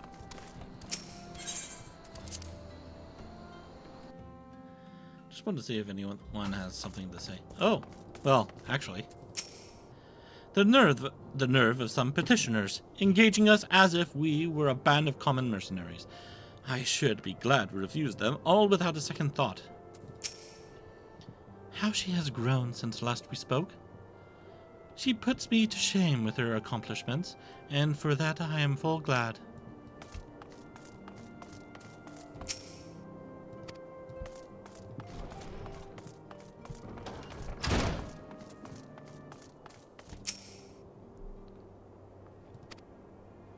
Okay.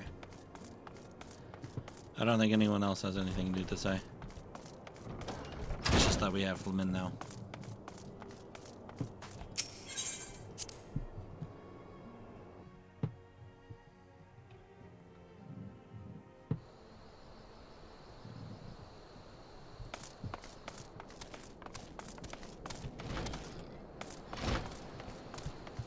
What dungeon is this?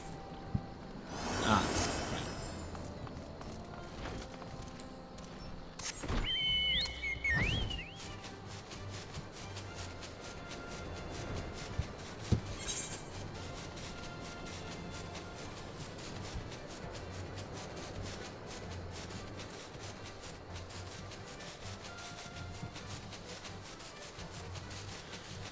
And like I've said before, I'm going to try to save up on Gil here.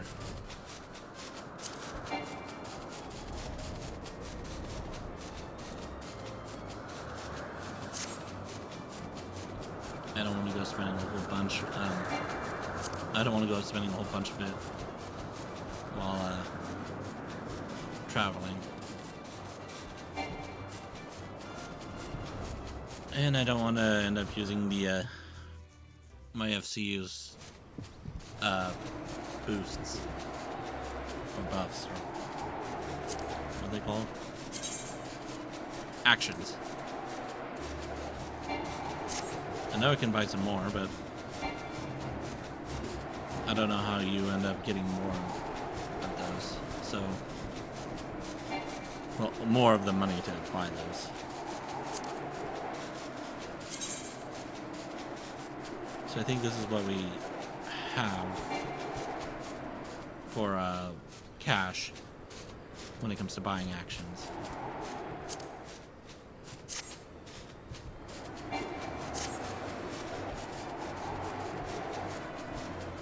Where's the... there it is.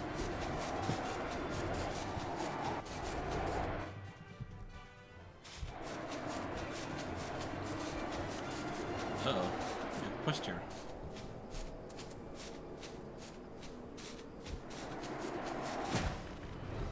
Yeah, why not? What do you need, my good man? The key to victory is the element of surprise, and the key to surprise is secrecy. We don the guises of miners to cloak our supply movements from the Garlean sentinels. The last shipment to leave us, however, appears to be short a crate of arms, which could prove an unfortunate surprise for the brigade expecting it. The troop makes its way to the eastern watchtower. It is my hope you might catch them and deliver these scimitars.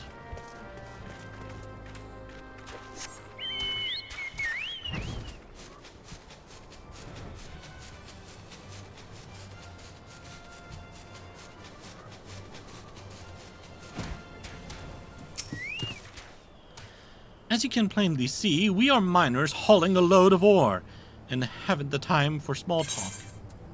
Here you've got one of the boxes. Ah, these scimitars were supposed to be part of the load. Be careful, don't say that out loud. It was wise of them not to send a flame, as it would have drawn unwanted attention. Thank you, adventurer. Yet, shouting out loud that those were scimitars. Very foolish.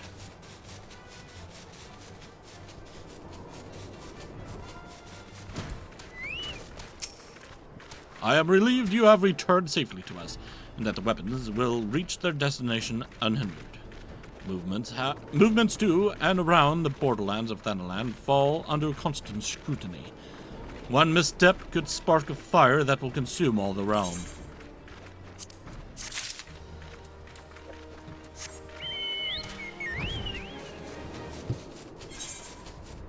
Okay, there's a way to Mordona from here. Yep, there it is.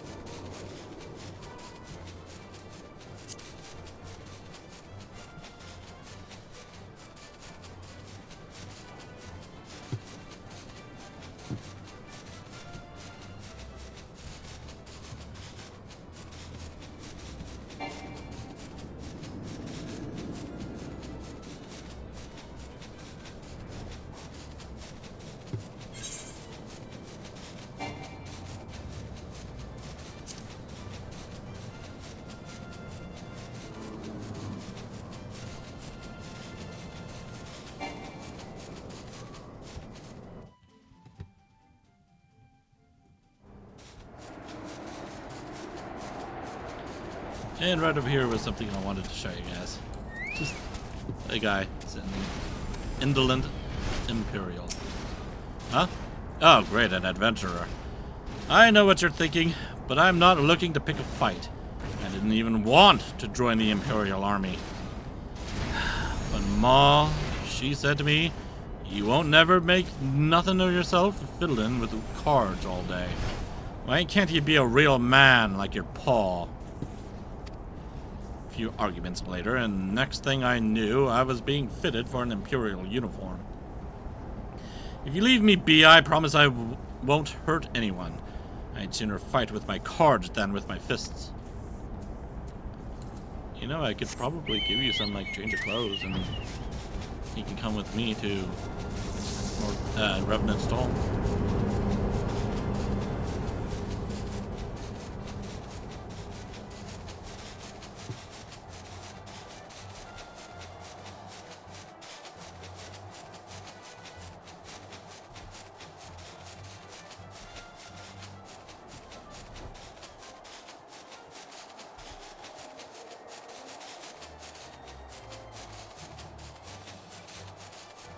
This is so cool.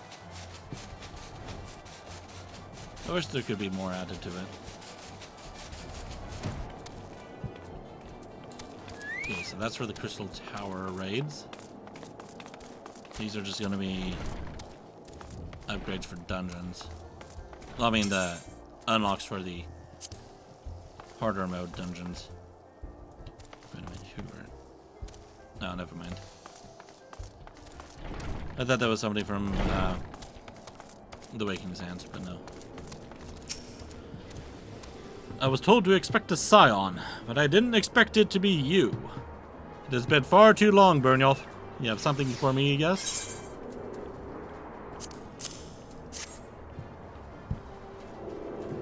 Let's see now. Yes, everything appears to be in order. You'll be staying with us for a while, yes? Would that we had a dozen more like you. Since we don't, though, we'll just give you the work of a dozen men. I jest.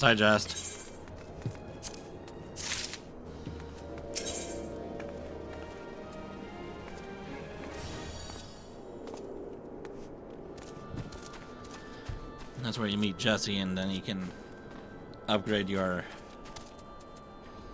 Reaper mount.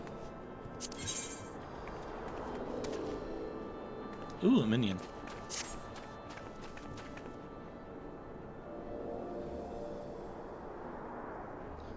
Back to do the work of a dozen men, I see? Ha ha, but I jest. Even I can appreciate that an important man such as yourself has little time for menial tasks. But since you're here, mayhap you'd be keen on having a look around the Scion's new home. See that impressive structure over there? That's the place. It was originally built to house a branch of the guild, you see. As such, it comes complete with a tavern where adventurers can rest from the road, fill their bellies with good food and drink, and their ears with tales of fortunes to be had about the realm. It may get a bit raucous at times, but I imagine it'll be as good a place as any to recruit capable men and women to your cause. Come with me, I'll show you around. Is that you, Byrnjolf? I'm quite sorry to interrupt, but I have some most urgent news. We received grim tidings from Gridania, and it would appear our aid is required at once. I must ask you to report back to the Waking Sands with all due haste. Is everything quite all right, friend?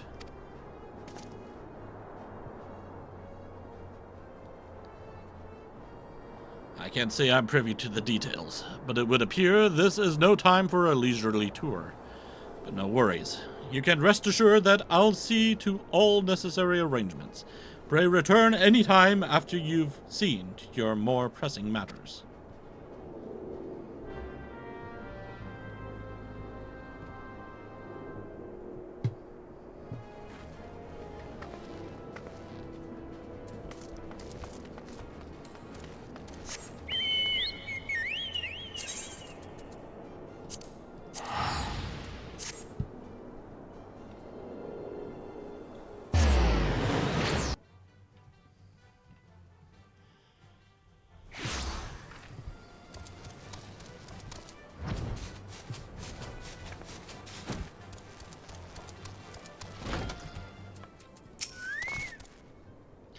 A messenger from the Twin Adder came to the Waking Sands while you were in Mordona.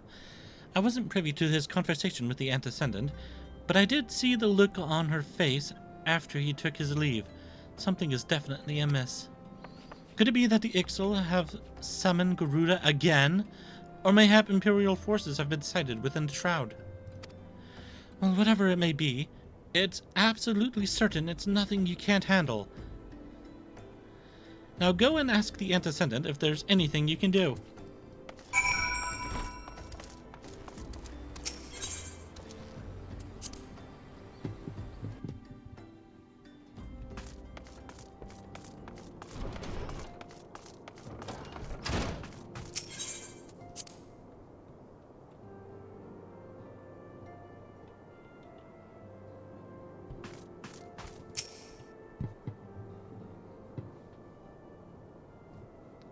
I knew this day would come, yet I prayed it would not come so soon. We have reason to believe that another primal, or an entity resembling one, has been summoned in Gridania.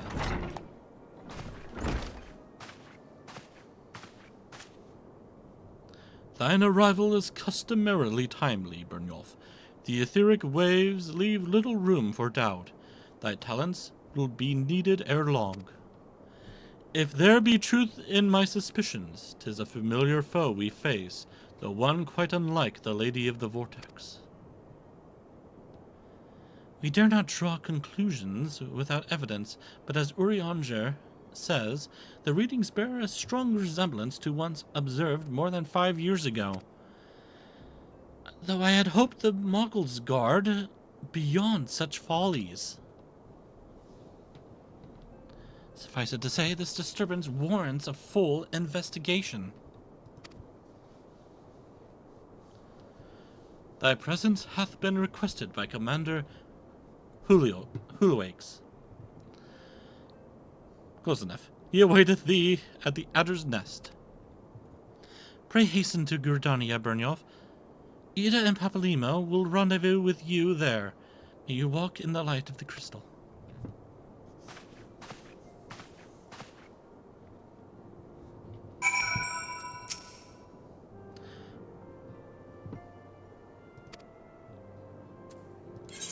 Good news is, I can go straight to Gridania with this.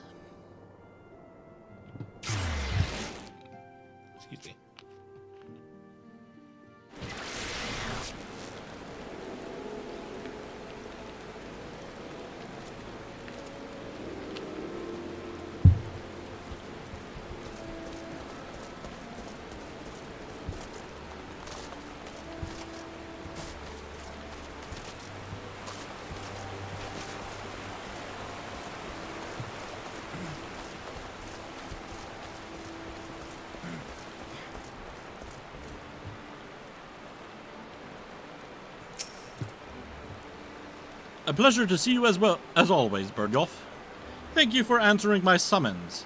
Quite frankly, I could think of no one more qualified to...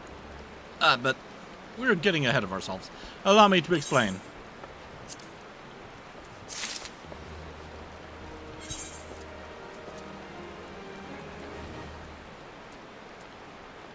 Before I let you explain, let me deal with my inventory here. God, my weapons is way out of hand here.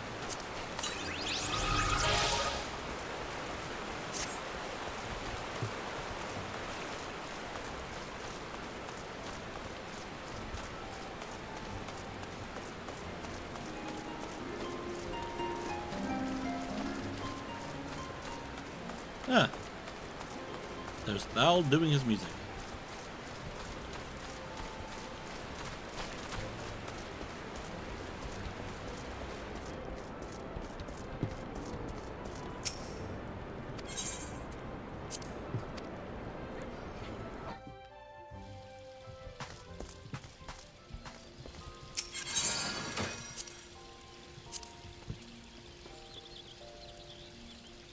Okay, so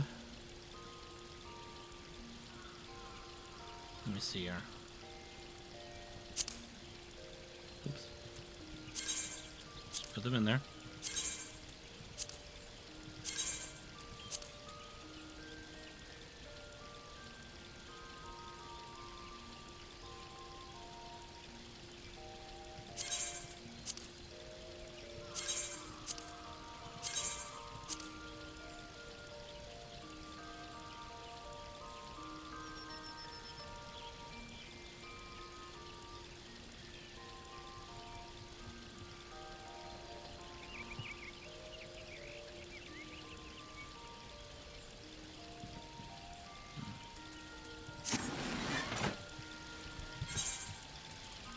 That should be good enough for now.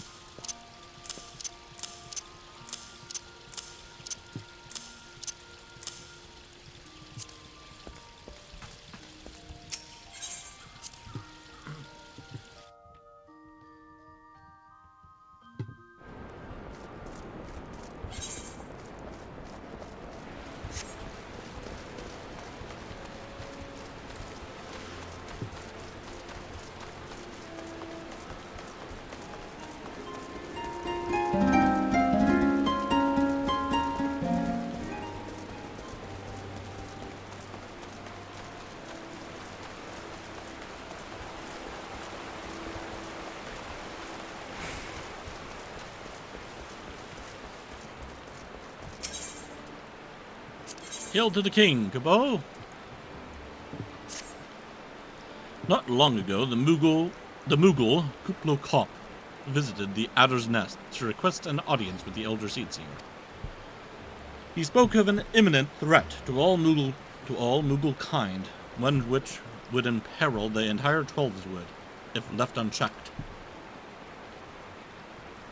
You have proved an able ambassador to the Sylphs, and we would have you reprise the role in our dealings with the Mughals.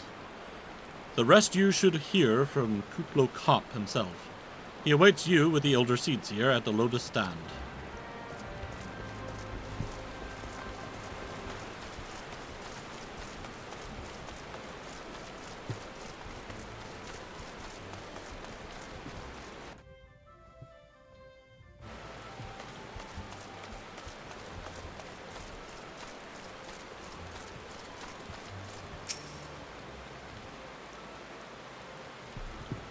The other scions have already arrived, sir.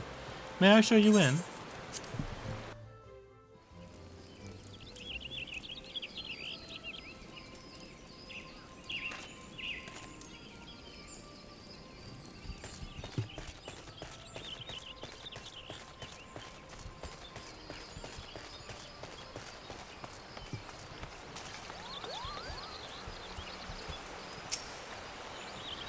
Our guest has brought ill tidings, which must needs be heeded. Isn't that right, Kuplo Kop? A threat to Mughal kind? I had hoped the antecedent's suspicions were ill-founded, but I cannot see who else it could be. It must be something bad to have gotten Kupla Cop this worried. Have you seen the way his thingamy is bobbing? Oh, I don't know about this. I don't know about this at all. But I suppose Rao's right. They've left us no choice, Kupo.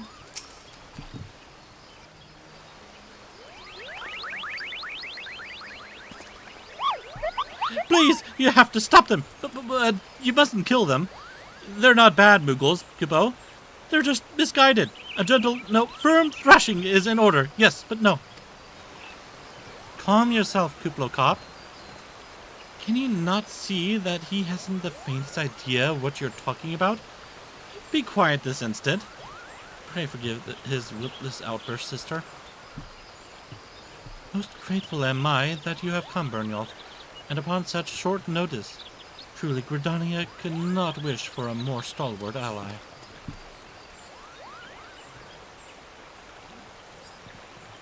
But you are doubtless eager to know wherefore we summoned you. Our friend Kuplo Cop has brought to us news of a most unsettling development.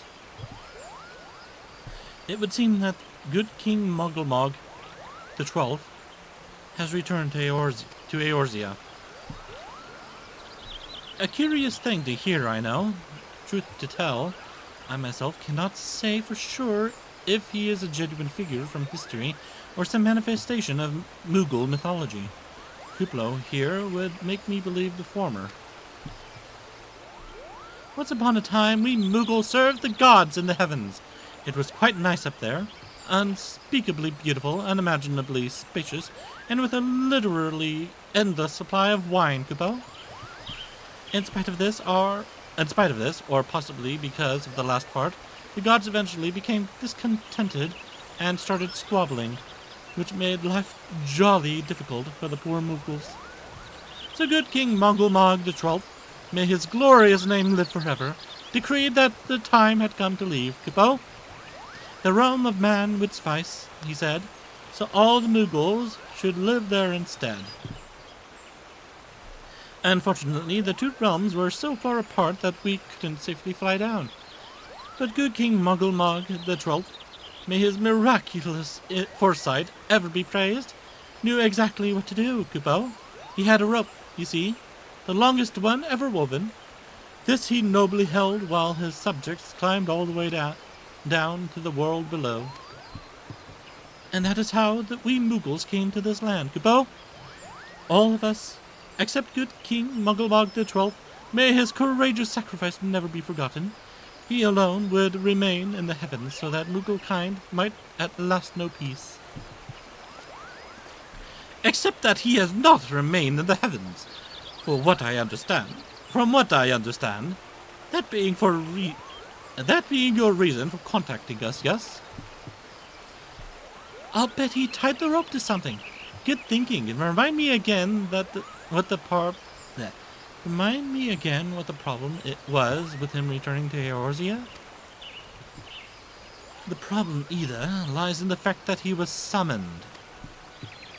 It is our belief that good King Mogglmog XII is a myth made manifest via means akin to those employed by the beast tribes in the summoning of their gods. Wait, you're saying a handful of Moogles with a boatload of crystals wished really, really hard, and he just sort of appeared? Would that even work? What I cannot fathom is why they would even try.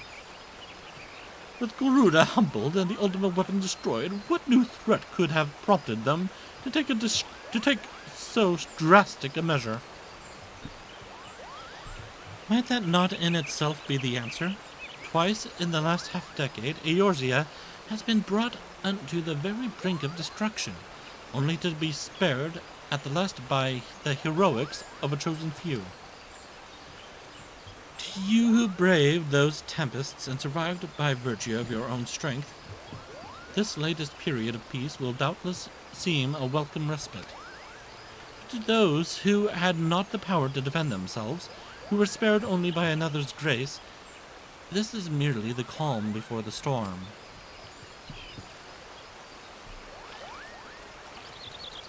I think the Mongols guard are afraid of what tomorrow will bring, and that things may not end so well as they did yesterday. That fear has driven them to call upon a greater power, one they believe can be relied upon to protect their loved ones and their homes come what may. I assure you the Mongols guard only want to protect the forest from outsiders. But ever since the return of good King Mogulmog XII, may his boundless grace fill our hearts with love, they've started to get a little carried away, Kupo. Verging on a lot, in fact. Like the sylphs who summoned Ramu, you mean? We cannot discount the possibility that this entity is influencing the Mughals in a manner similar to that of a primal. We share the same concern. Whoever or whatever the king may be, it is our belief that he poses a threat not only to Mughal kind, but to Gidania as a whole. Thus do we beseech you, Byrnjolf.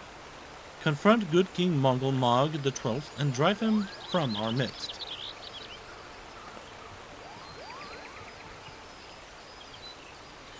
Humbly, I do thank you. The sanctuary of the Mongols Guard and their liege lord is concealed by magical wards. Brother Isumi Yan of the Conjurers Guild will doubtless be able to offer insight on how they might be dispelled. Pray seek his counsel ere you proceed any further.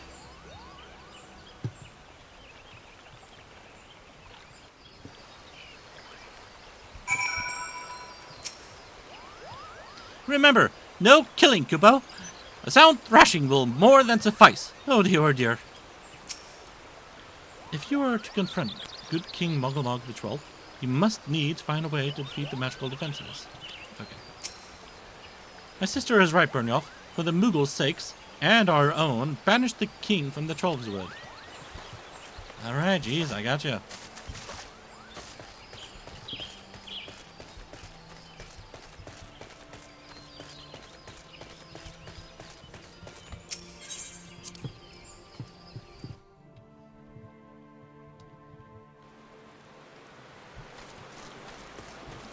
Oop, he's over here.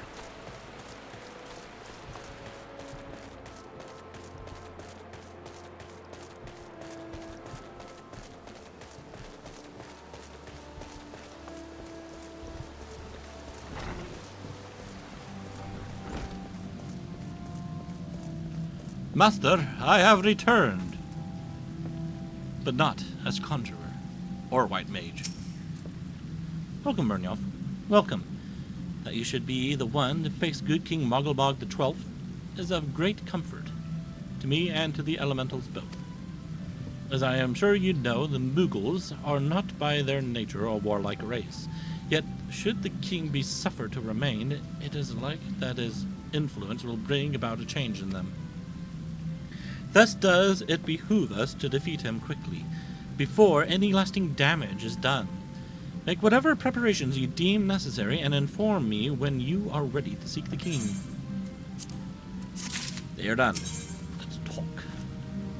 Oh, this is another dungeon thing. Yep. So you have selected Regicide.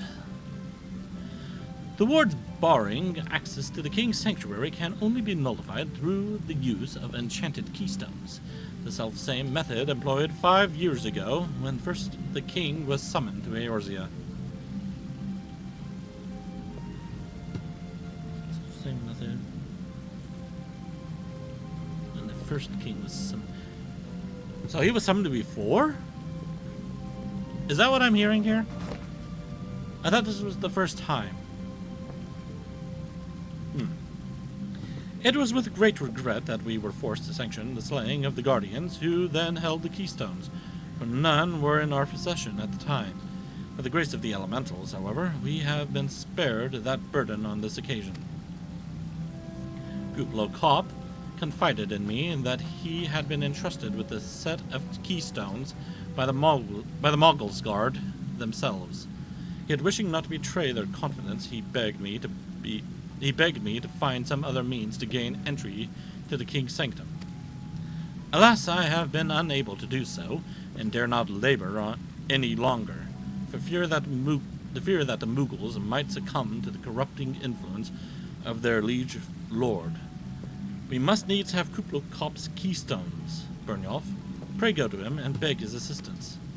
He awaits you at the West Shore pier.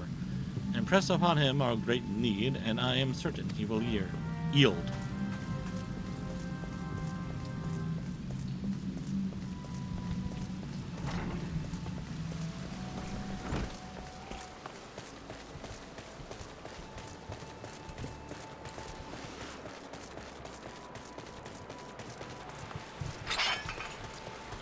Ah!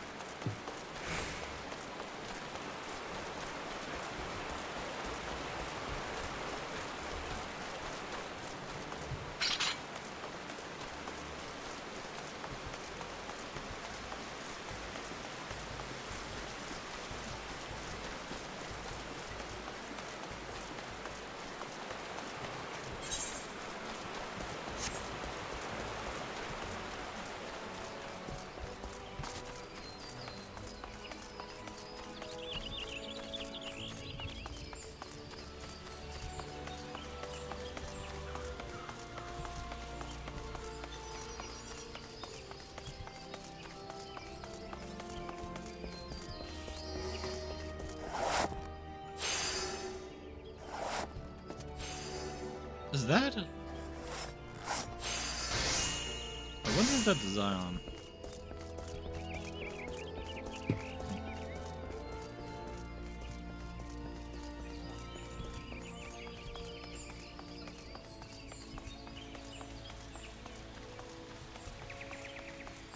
I mean, the hairstyle, race, outfit look about the same, so I kind of feel like it is.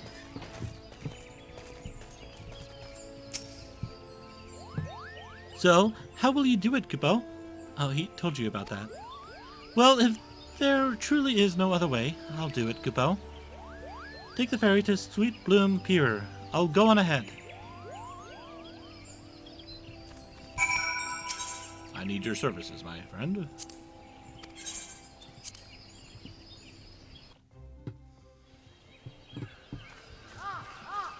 Uh-oh. There's some big Mughals, Kupo.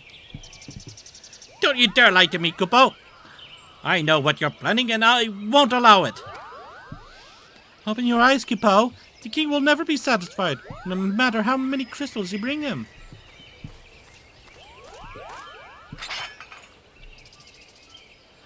We offered you it twice, and this is how you repay us, by consorting with this higher Imperials, Gridanian sylphs. You're no different from the rest of them. Actually, you're worse, Kupo. Traitor to his kin's Mughals. He plots treason against the crown. Enough! Kublai Kop will answer for his crime soon enough, as will all who defy the will of good King Muggle Mog the 12th. May he reign forevermore, Kupo.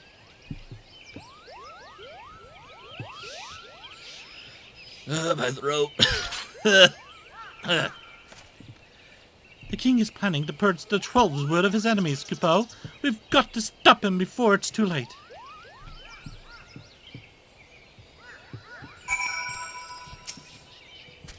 The entrance to Thorn March is deep within the bramble patch, Kupo. If you take me there, I can nullify the ward. But be warned, the Muggle's guard has set traps to lure enchanted beasts. I can't hide from them, so you'll need to protect me, Kupo. So, just an escort mission. Hey, Arnbert. Oh my. Marmot.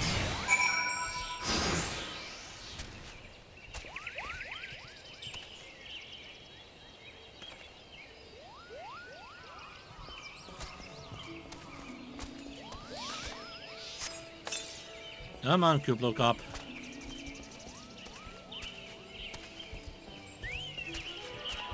An enemy!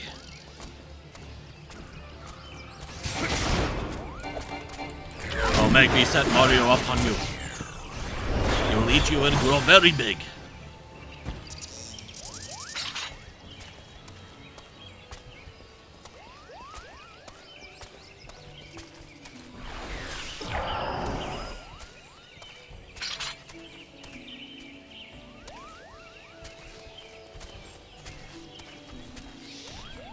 Where are they? Where is the enemy? Aha! Hostile spotted. To battle! Aha!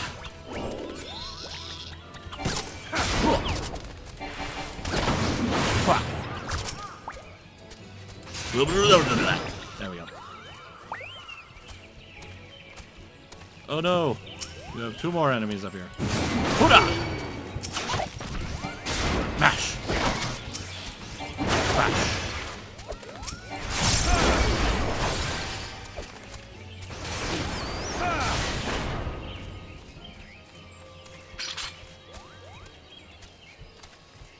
Okay there, Kuplo Cop. Oh no! That's nuts. Oh. Wait a minute.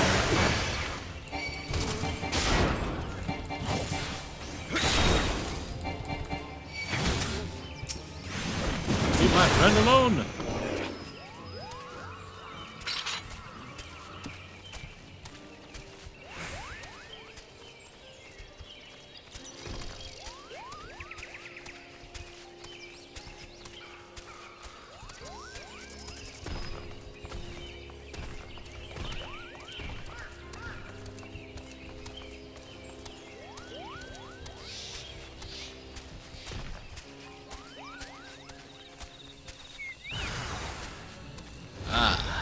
More traps.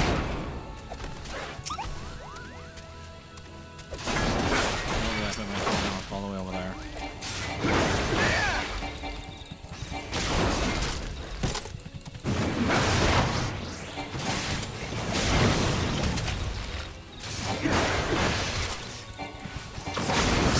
Bobby, what have you done to yourself?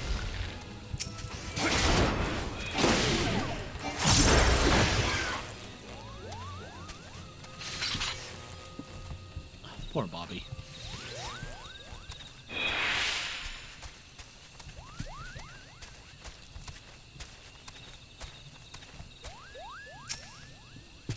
We're here, Kupo. I don't see any more beasts, do you? Are you ready to face the king, Kupo? Then step closer to the ward. Raise your hand and focus, like when you attune to an aetherite. Kupo, I'll open the way for you.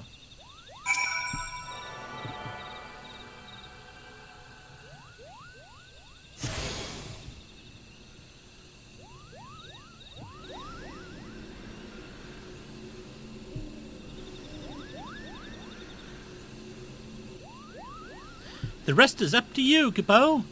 Now go and teach those foolish Muggles a lesson and send the king back whence he came.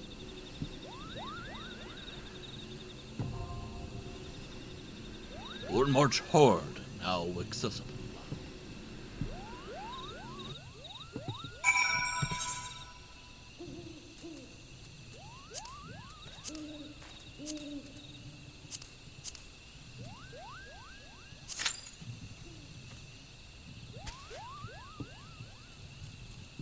And now, what?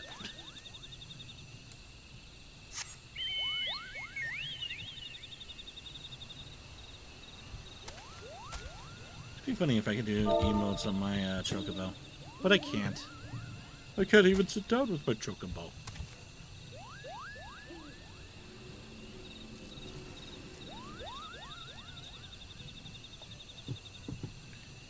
Oh, whoa, when the hell did my chat pop up?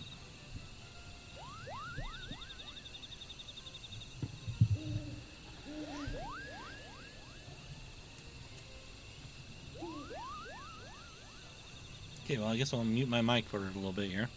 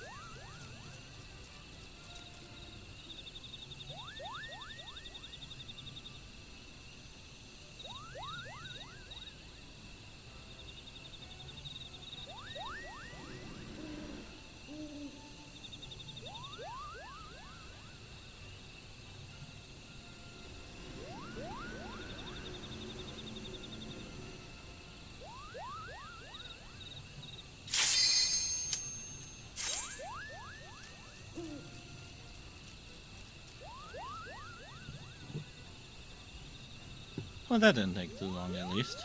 Hopefully. You two better ready up. Come on. There you go.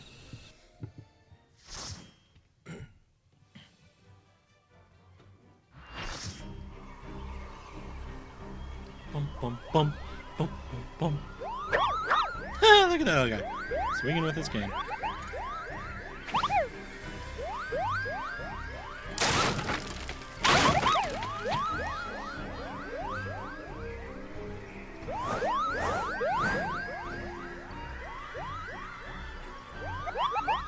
Kupo, who in the seven hells are they?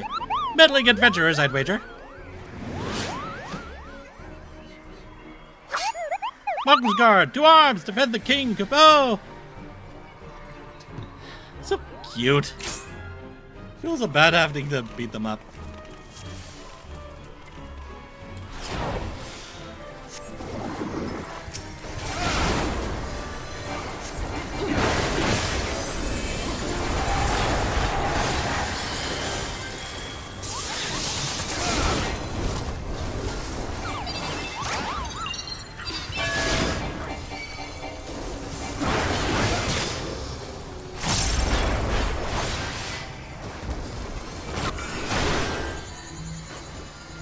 Oh god, some chaotic mess. What the hell?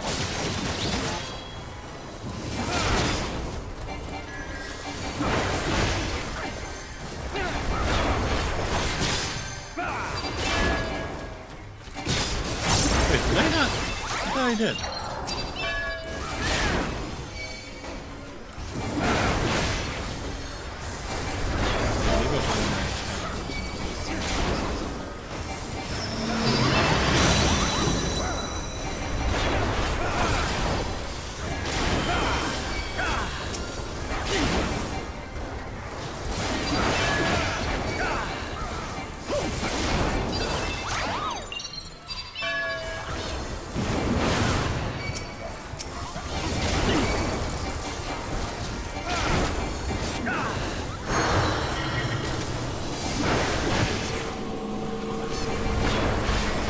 Yeah, this is a bit awkward. Wow, okay. What was I supposed to do there?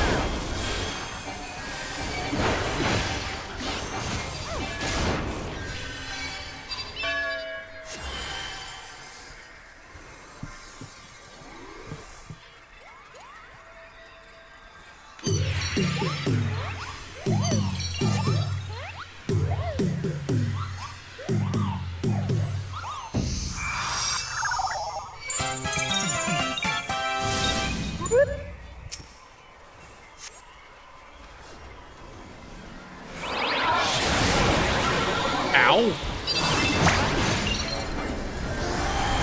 There you go, buddy.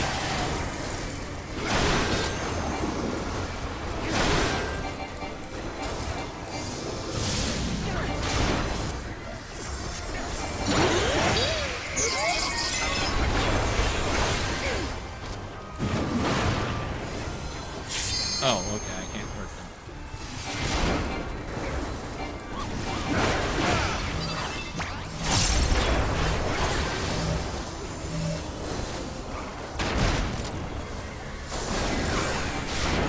Good God. Why?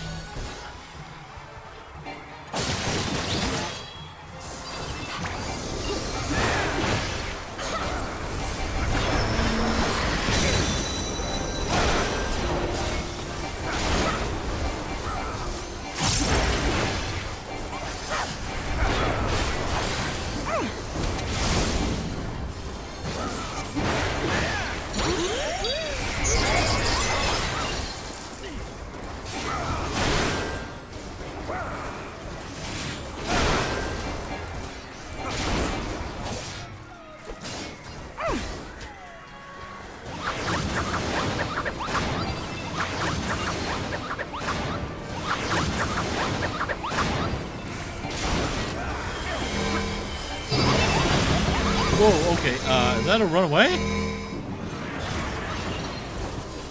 What the hell was that? I have never seen a red one of those before.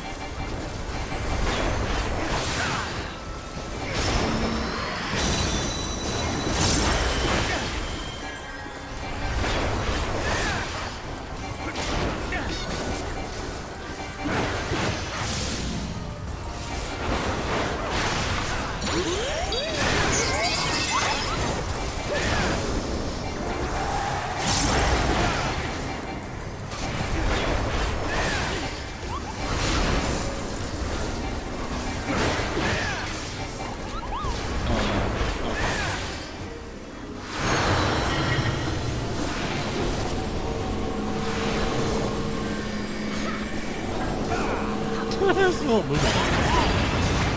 Oh god!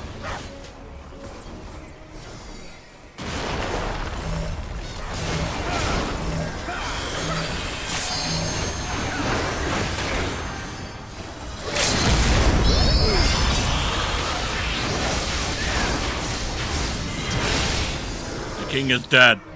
Long live the king.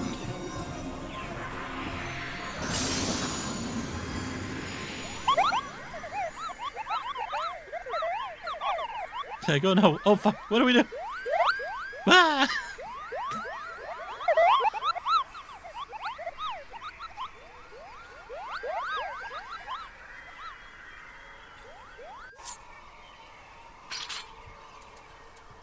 Player accommodation. I'll give it to you. Oh god, I got some stuff. What did I get? A thaumaturge weapon. Ooh, cute. You hit somebody in the face with a kobold. Kobold? Excuse me, Moogle. I guess I can get the axe for it. What?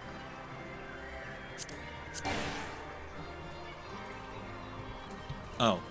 Okay. So I have to leave. I received a player commendation.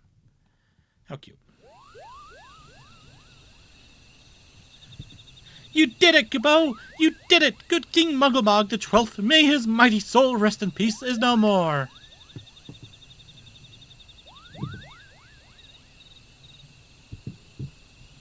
I shudder to think what might have happened had you not stopped the Muggles Guard when you did. Thank you, Byrnjolf. Perhaps now they'll come to their senses and stop playing at fairy tales. Rest assured that the chieftain will have choice words for them, too. You should go and tell Pukni Pak that the king is no more. Gupo, she's with Rhea O at Camp Tranquil, and can relay the news to the chieftain.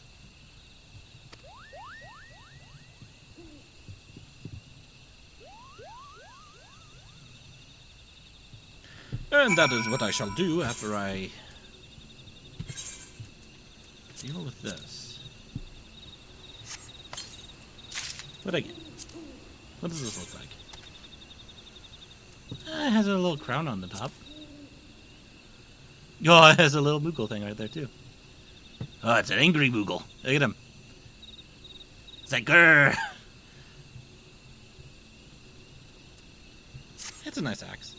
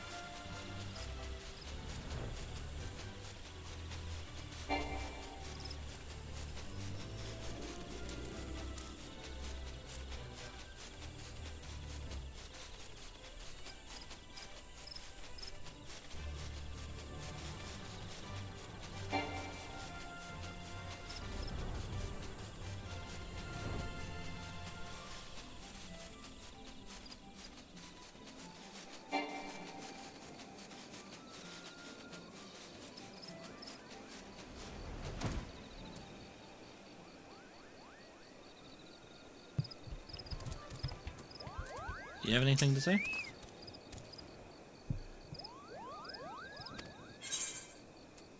How do you fare of late? The Great One's rage has subsided, and peace returns to the forest. This is the Troll's Wood, as it was so long ago, and as it ever should be.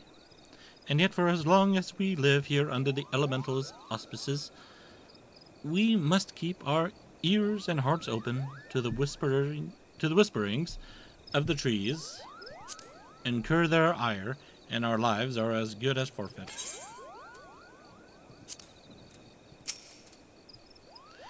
Do I dare believe my ears? Good King Muggle Mog the 12th, may his magnificent virtue serve as an example to us all, has fallen. All Moogle kind owes you a debt, Kupo. And I sense Rhea O wishes to congratulate you as well. I shall let you two speak without fear of interruption.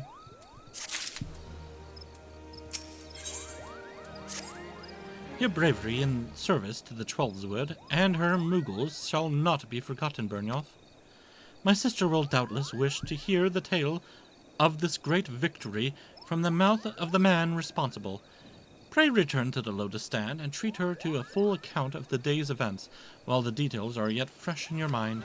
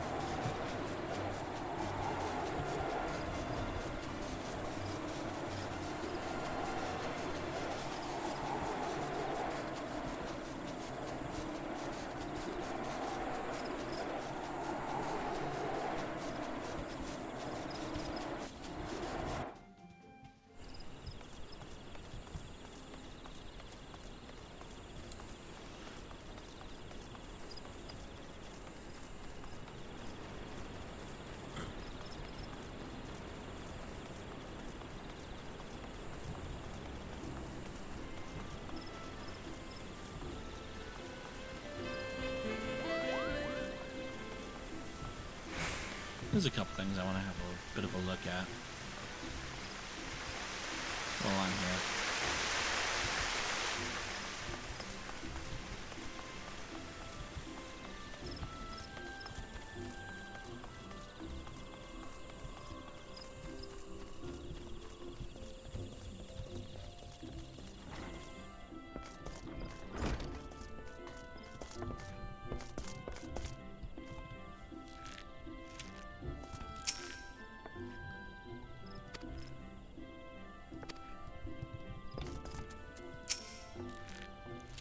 Greetings, Byrnjolf. I thought you had taken up the ways of the bard. Was I mistaken?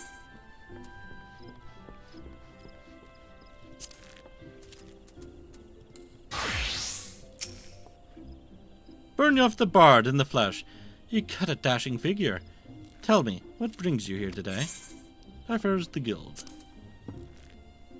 Concerned about Silver and Leia? You needn't be. They still bicker, of course, but it is nothing serious. They see each other with clarity now and have come to understand that their differences are only skin deep. Would that all my archers could benefit from your positive influence.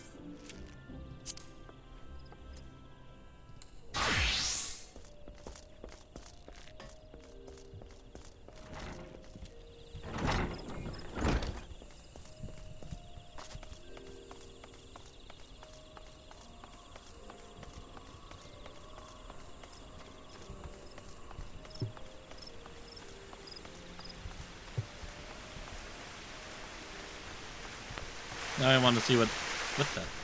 Didn't mean to do that. Now I want to see what everyone else has to say.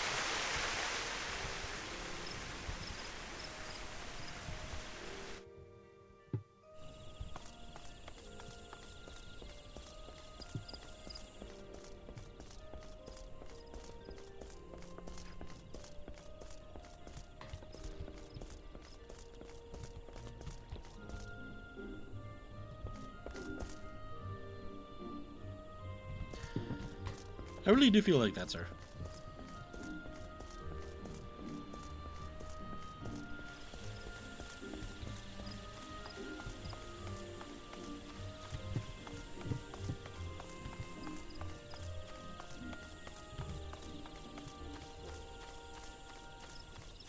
I don't know what she does, but I know, I do know I've seen her in the novice network chat a lot.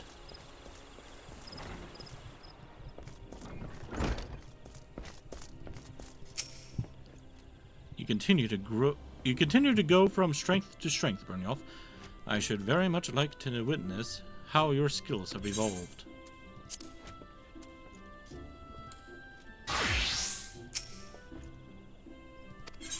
Okay. Now first the guild. The guild fares well, and this is no small part due to your positive influence, my friend.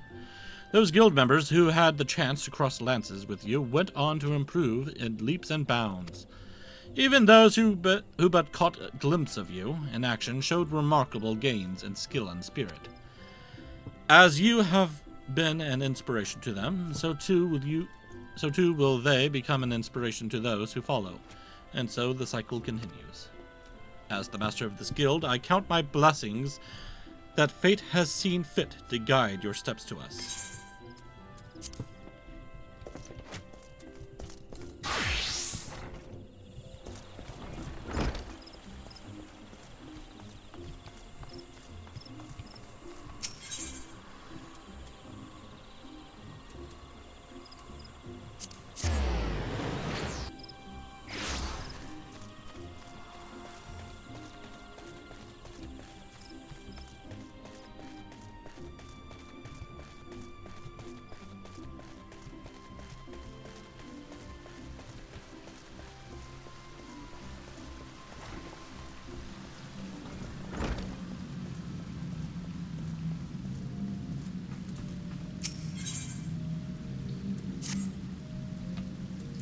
Can I not have small chat with you?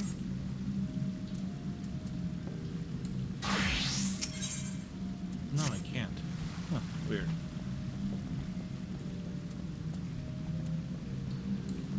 Maybe I have to do that one thing first.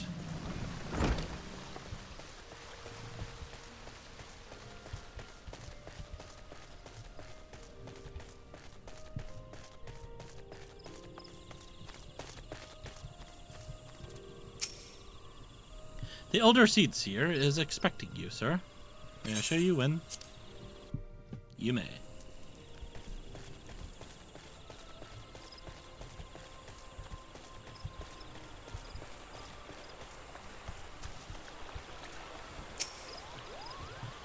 By Louis Waugh's definition, the late King Mogulmog the XII was indeed a primal, but how can that be? It defies all precedent. Byrnjolf, Kuplokop says you killed the king. I'm pleased, of course, but it completely spoiled the end of your story, silly Moogle. Everyone wants to hear your tale, Kupo. What are you waiting for? Tell them! Tell them!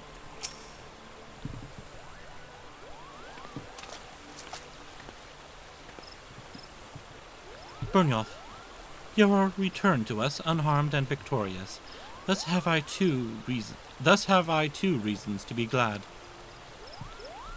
Yet many questions remain unanswered. If you would be so kind as to oblige me, I would fain hear all that occurred in Thornmarch.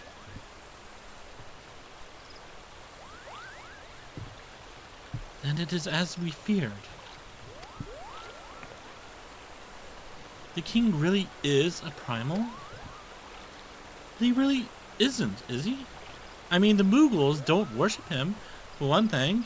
He's not even a god to them. That doesn't sound like any primal I've ever heard of. then mayhap the fault lies with the definition. The fact remains that though a combination of the power contained in crystals and the force of their collective faith, the Mughals called forth a being that by right should not exist. Moreover, when slain, said being left no corpse, the ether which comprised him, instead being scattered to the four winds. According to the accepted definition, he may not be a primal, but the mode of his manifestation was in every respect the same. Which means... Asians. This whole business reeks of their handiwork. Kipopo? They said it was a masked man who had taught them how years ago. But Gutania has no shortage of masked men, and I never thought to question. Confound it all! How many more will they ensnare with their tainted gifts? Too many, I fear. So long as there are paragons to stir the embers, fools to build the pyre, and crystals to feed the flames, ever and again shall we suffer primal visitation. A somber thought, but a salutary one.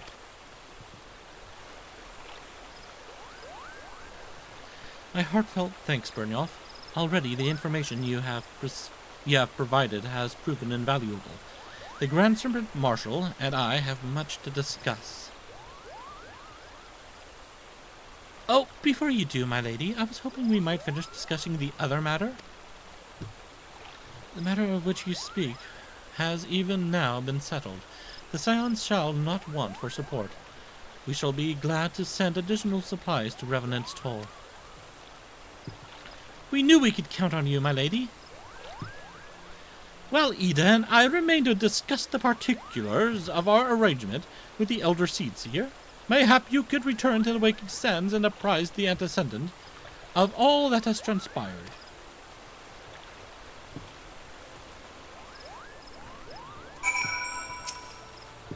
Please extend my personal thanks to the Antecedent, along with my best wishes for the Scion's forthcoming move. You don't have to worry about the Muggles Guard anymore, Kupo. The chieftain made them apologize in front of absolutely everyone, and just to be sure, we're keeping a close eye on them too. Thanks to the Elder Seedseer's generous donation, the Rising Stones may actually be worth leaving the Waking Sands for. This business has taught us much, and the Antecedent must needs be informed of our findings. Pray leave matters here to us and return to the Waking Sands.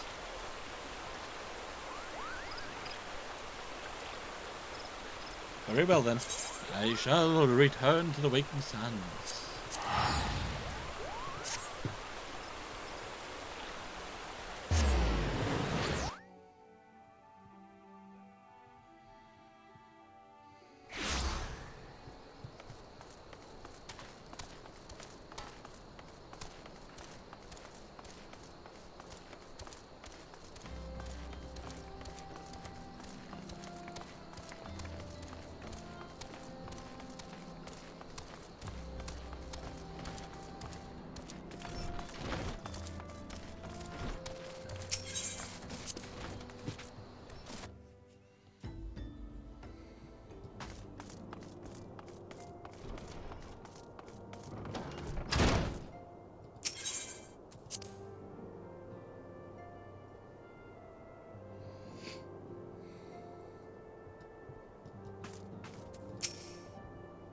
It is good to see you hale and healthy, Byrnjolf. I received word from Ida and Papalimo that you have felled good King Mogglebog the XII, but I had hoped to hear your version of the tale. So it was as they said, summoned with the same methods used by the Beast Tribes and taught by the Asians. Though unfortunate, this incident did at least serve to remind the Elder Seedseer of our usefulness. Her offer of additional support could not have come at a better time. My thanks, Byrnjolf. Gifted. Yeah, I know what that one is. Well, I think I want to stop for now. I need to eat something. I mean, it's like already almost 11 p.m. And I am really hungry. And we're already almost pretty much 3 hours in. So, yeah, I'll stop. Thank you all for watching, and I'll see you in the future. Goodbye.